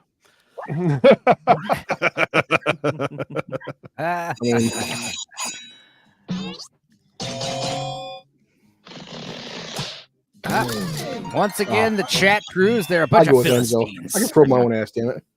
Next we have this cuckoo clock is disgusting. When it rings, instead of a bird, a blank comes. No. A prolapse or Godzilla? Now, pick your favorite. Dude, a prolapse cuckoo clock would be so hilarious. It's just a dude holding his asshole open, and then like a little party blower blows out. I didn't know what prolapse was until Enzo said it. It's the pink sock. You know what a prolapse is. You were in prison. So there's different terminology in there. This must be the high Next on the IQ docket. round. Us using our big word like prolapse. Professional name for an office chat channel. The N-word zone. Or the virgin room. Your favorite. Oh yeah, straight away. The N stands for night shift. You fucking assholes. The N-word. I'm buying you a drink. Narcolepsy's an N-word too. Yeah. Oh my God. God damn you, Gooch. Oh, I thought that was. He deserves a quick flash for that. Without further ado, how can you tell an artificial intelligence has turned evil? Oh. It agrees with me or it supports trans rights. All right, choose your favorite.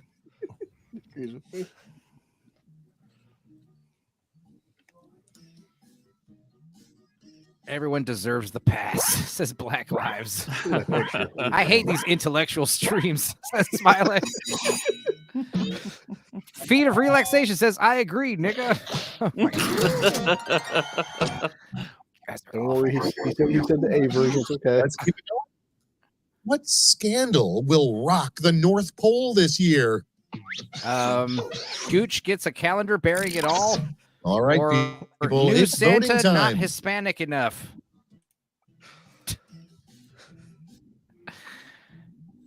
The fact that Lord Toxic isn't here and somebody spelled enough like that. He might be He gets DEI officer for all we know. dude kiss. I just like the way you spelled enough. Enough.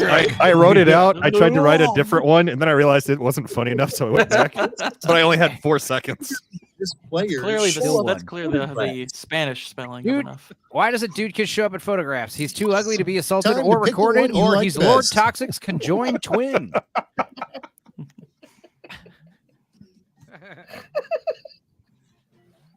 He's attached to his ass.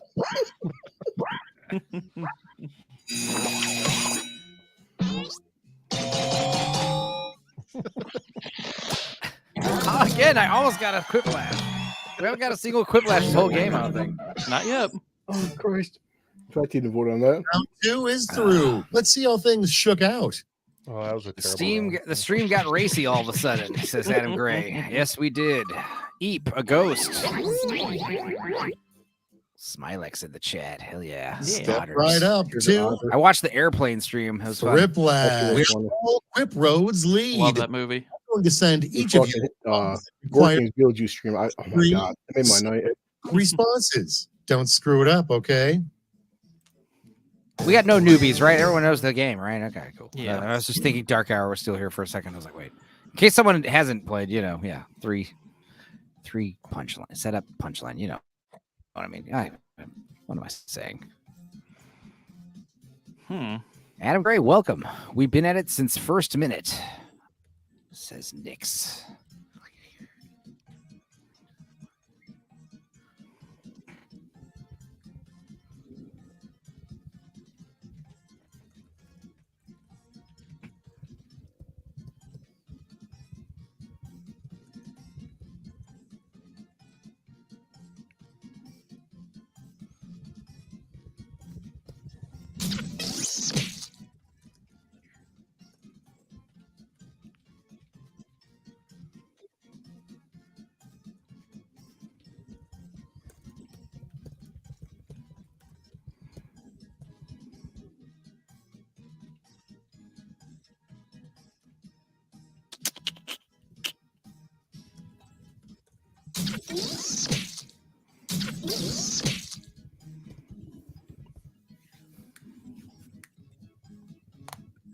Oh, Smilex. Yeah, that's a good movie. I enjoyed that quite a lot. Late Night with the Devil. Cool. That's a good movie. Did you watch it in theaters? Yes, I did. I heard good things about it. Yeah. Looked good. I watched Jeremy John's review on it. Saw a lot of nervous sweat out there. Might as well I'm get drunk this. enough to go watch it.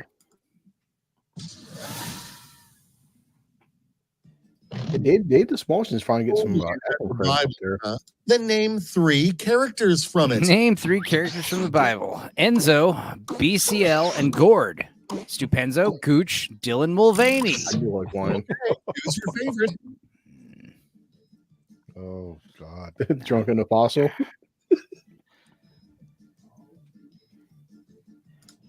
Sammy took too long. It's okay.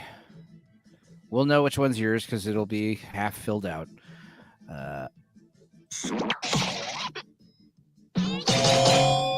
Oh my God! Almost. The crowd is torn. Dylan Mulvaney, officially a Bible character. The You heard it here things first. you need to do to be a good dog. Must be the Message Bible. Enjoy getting pet, run around real fast. Don't eat the peanut butter, please. Or lick peanut butter off my balls. That's one thing. Disqualified because it's not 3 things. Or is it?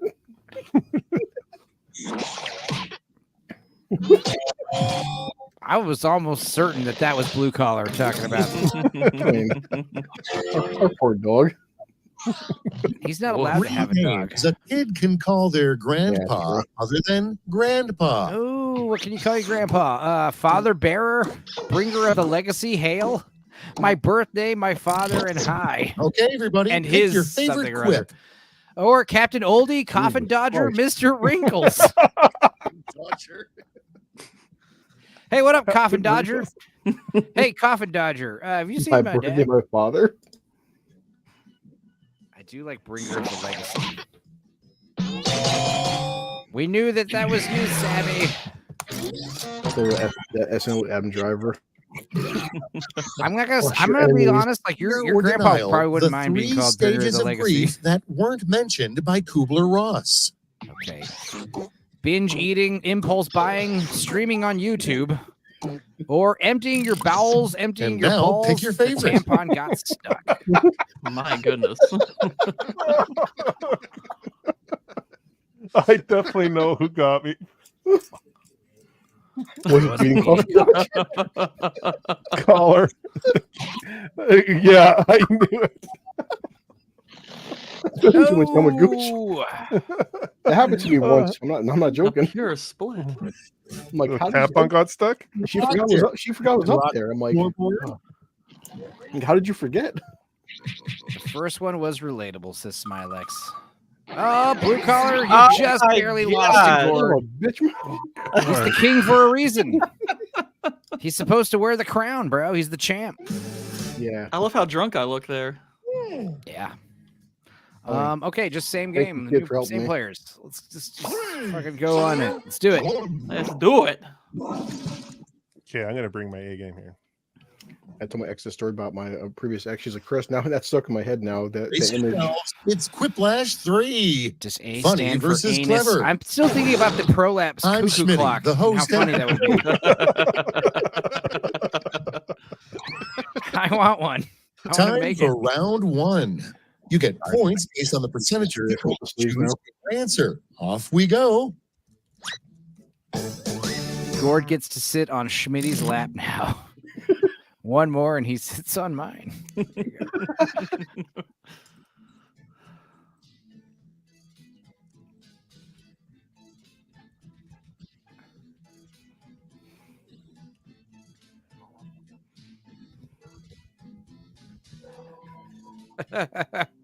All right, I made myself laugh. That's a good sign. I do that often. Every time I go into the shower. It's probably my biggest criticism about me on YouTube. I'm laughing at my own fucking rantings. Yeah, whatever. Because I'm high, motherfucker. I'm high.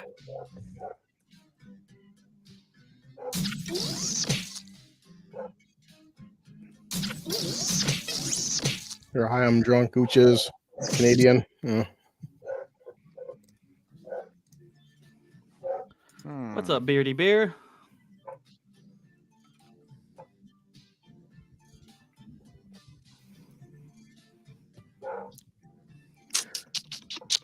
I was gonna tell you, Gord, I know like 7 Remake is about 40-45 hours. I just logged up today. I got 76 hours in Rebirth. I'm still done with this fucking game. Oh my gosh. It's huge. My sister told me, she said, Chris, I got like 96 hours in this game. I'm still playing it. Like, fuck, it's huge, man. Hey, Feckers, Beardy Beard. Hello. First in line, the shrimp boat captain never worked again after accidentally catching blank. No. A torpedo or Godzilla's dick.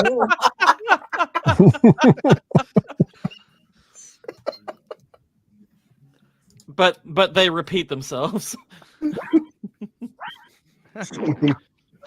Which one's worth more money?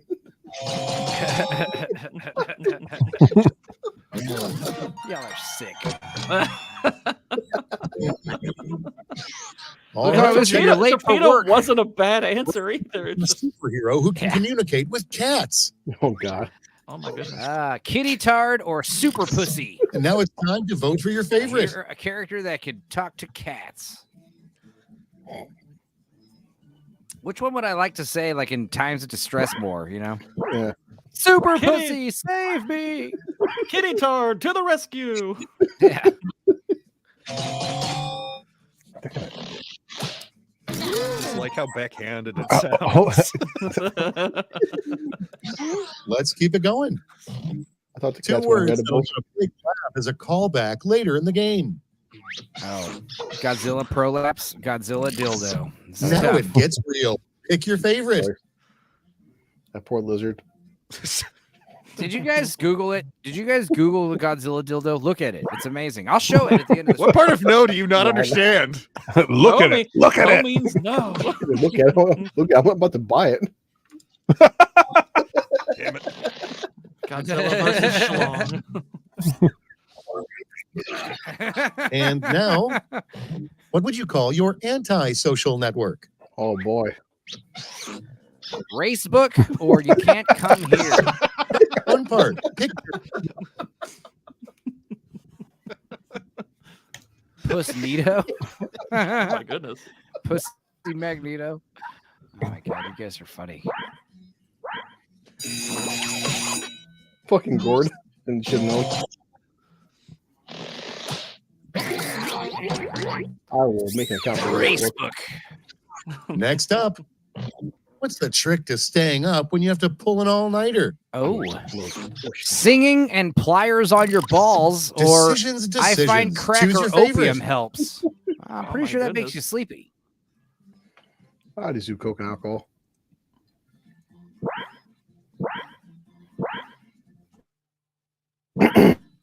Whoa, there it is. Oh my god, holy shit, look at it.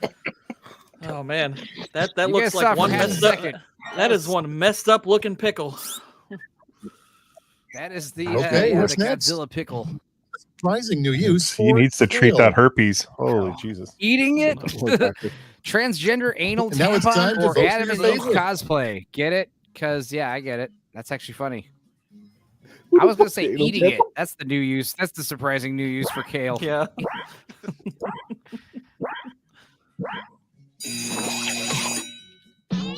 Fucking AI.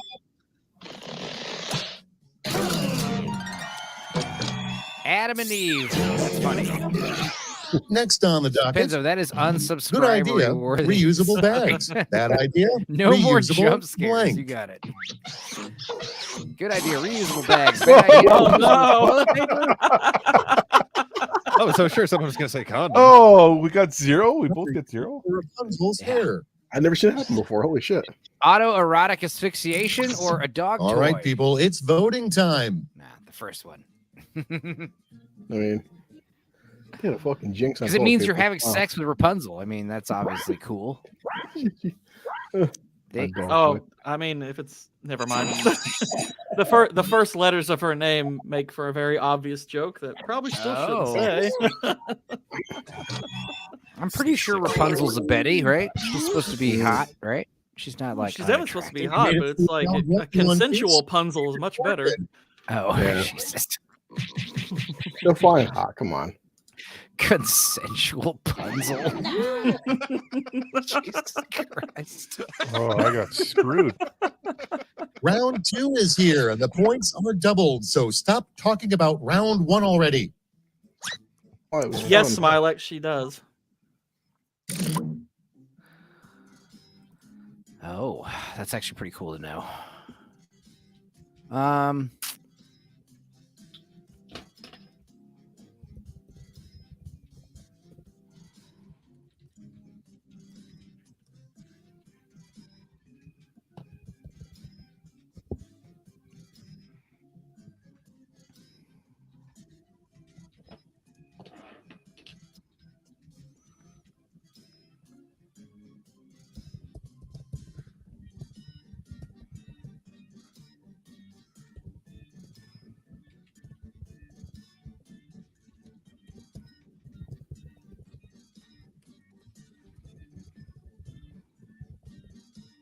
See if I can win it over with a callback.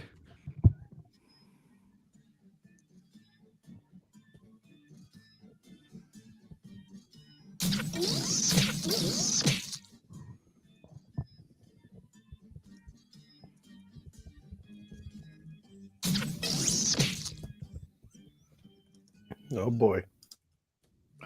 Oh goodness. So, Gorge, you recommend that This that might movie? feel. Yes, I do. Safety quip if you have to. I thought about writing a review for it. I attempted it. I'm not great with reviews straight out of theater and with no reference point Yeah. in front of me, so I opted out of it. But it's solid 8 out of 10. Really good movie. That's all I need. I'll check it out tonight then. And that's a wrap. Godzilla video too. Oh, I am so ready for this next part. Sammy, there is a delay, so you got to pay attention to your device a little bit Up if to you're bat, paying we attention to the have- show. You might What is not- the That's probably one why you're not trick finishing your magicians answers. refuse to do? Give refunds or give blue collar a bigger dick. Hey, they're magicians, not sorcerers. Yeah, Still but funny. is this?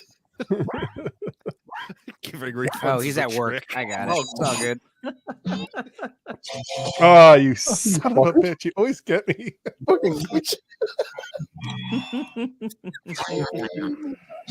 And next, Blue collar got the a sympathy little vote there. secret. If the line for the bathroom is too long, just blank.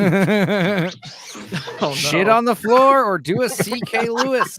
Oh my goodness. Best.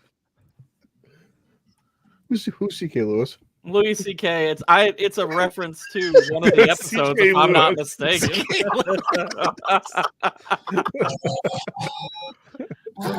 I only picked that one because I was like, I know the reference precisely. It was pretty dang funny. Yeah. In fairy tales, the handsome prince will be replaced by blank.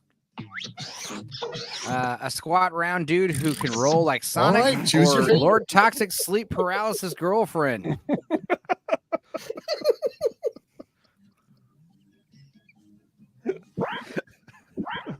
That makes sense, because they fucking will voluntarily.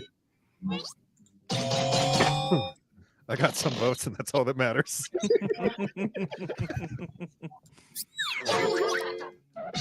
Let's see how they handle.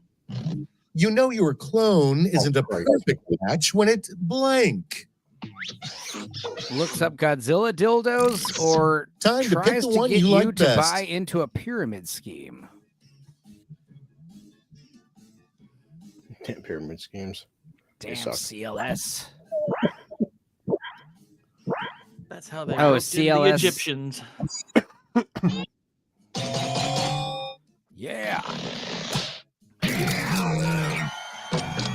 Good job, Gord. You know how I operate. Wrong. Something you might overhear in the Batcave. Oh boy. Give me all you got, Robin. Harder. That's Okay, it. choose your Or favorite. Robin getting probed by Same Batman. answer.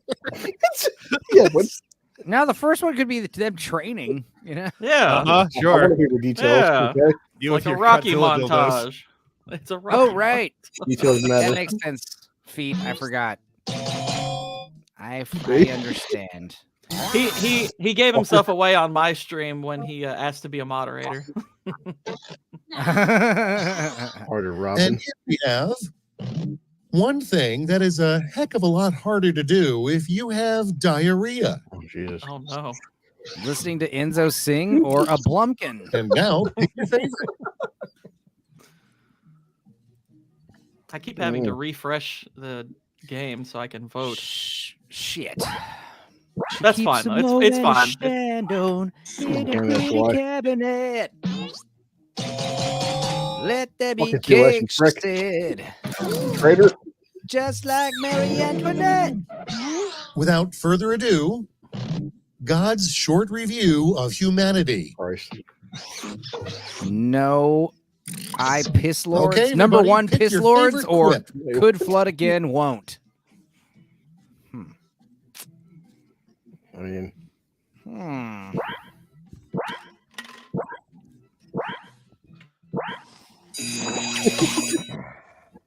Now, don't tell Alfred about this, old chum. That's what Batman says to Robin. Let's see the next one.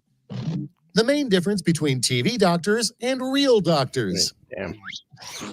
One doesn't blackmail you.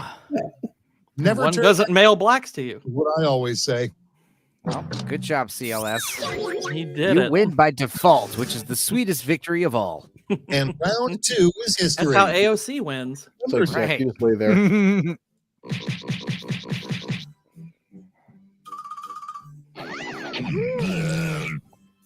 It's always round three. That fucking pumpkin comes and get me. My answer was A gayish. crazy Sammy final 3P. round that Well, came to me in a fever dream.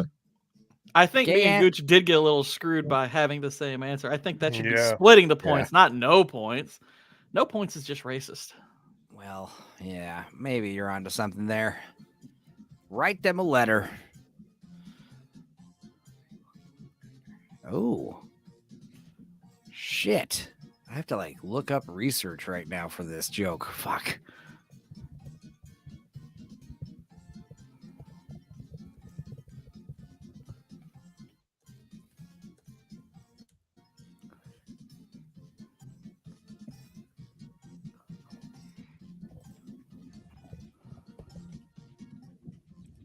Oh, I hate this question.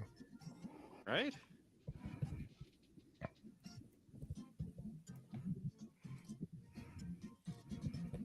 Oh my God. I don't know if I should go here.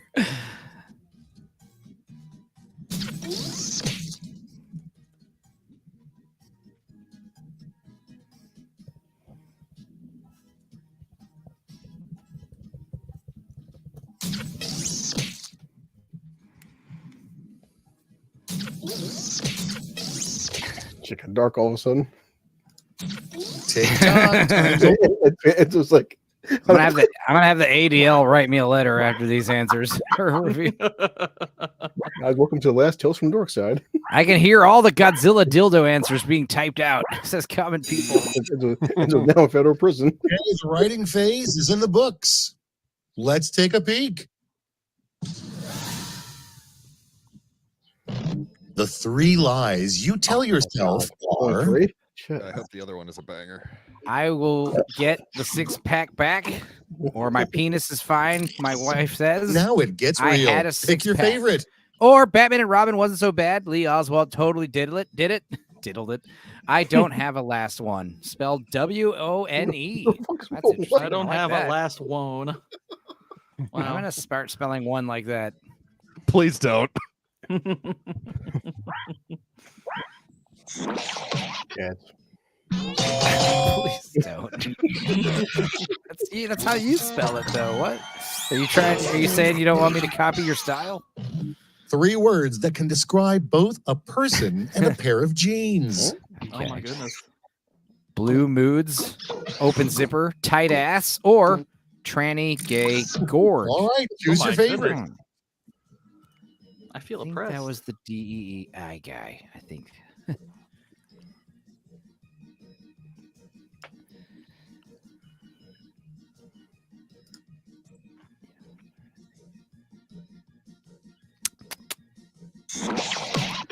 Yeah, I'm starting to think DEI officer is Lord Toxic at work, playing from his phone, one-handed.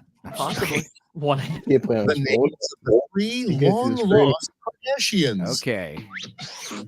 Godzilla, Tony, Ku Klux, Kyle Klein, or all right, Kiki. people. It's oh my God. Kiki Kardashian. Yep. No, dude, it's not Kiki. We all know what that means. I'm awful. It's like Blake, but with a K. Oh, I beat the king. That last one's pretty good. I would have voted for you too. You pronounce Kiki? That was pretty Things good. you need to survive are you need Lawrence of Arabia, the Gourd King's Castle, or the song Stupenzo refuses to sing. okay. Or you need choose your Rags, favorite. Lube, and Rufalin.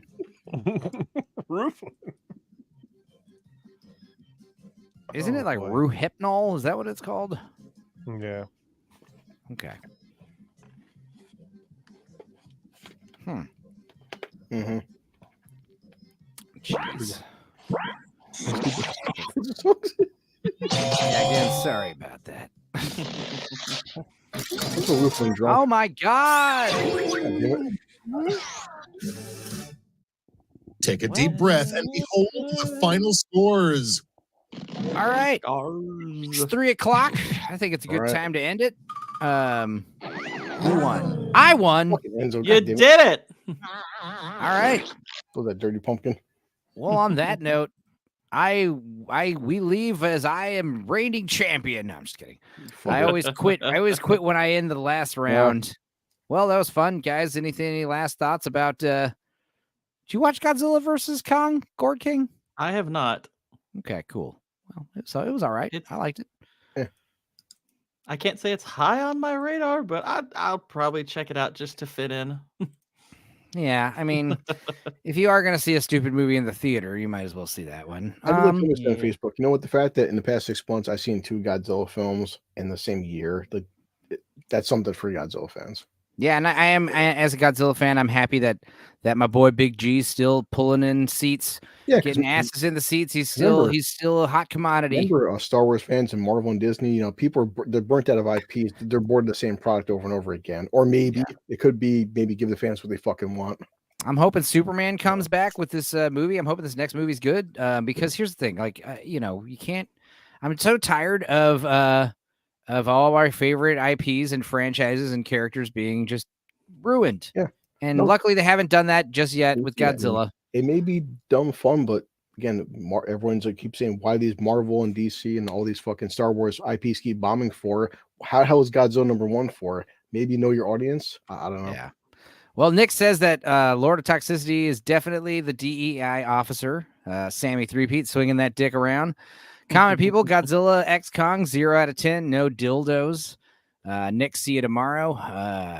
Smilex, go see Late Night instead. It's sexier and has many weird wormy scenes. Okay, cool. Oh, yeah, that's true. Speaking of Godzilla, what's the panel's favorite Batman movie? The 1960s Adam West one.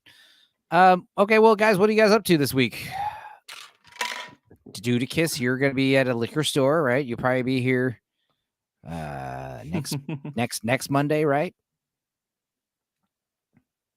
Cool. There we go. Maybe Dudicus was having mic issues and I didn't realize it. Maybe. Gord King, what are you up to, man? I know you got to stream tomorrow, right? Yeah, tomorrow I'm gonna be talking Napoleon Dynamite. It's gonna be an earlier show, 5 p.m. Eastern instead of the typical 9. But then after that show, I'm gonna be on Jacob Ironside's channel talking a couple of X-Files episodes. Nice. But yeah. Then I guess I'll have gaming streams and whatnot. Hoping to finish Final Fantasy by hopefully next week. I'm kind of ready to be done with it, to be honest. I have very mixed feelings on it. So yeah. Let's get through it. Go to a better game. Bam. Gooch, what do you got going on? This week I have Tuesday night Scavenger's Reign episode 4. And then Wednesday, I don't know if I will be doing a show or not. It's my birthday, so I don't know if I'm going to do a birthday stream or whatever. Happy birthday. Happy birthday. How old are you? 20, 21? Yeah, 17.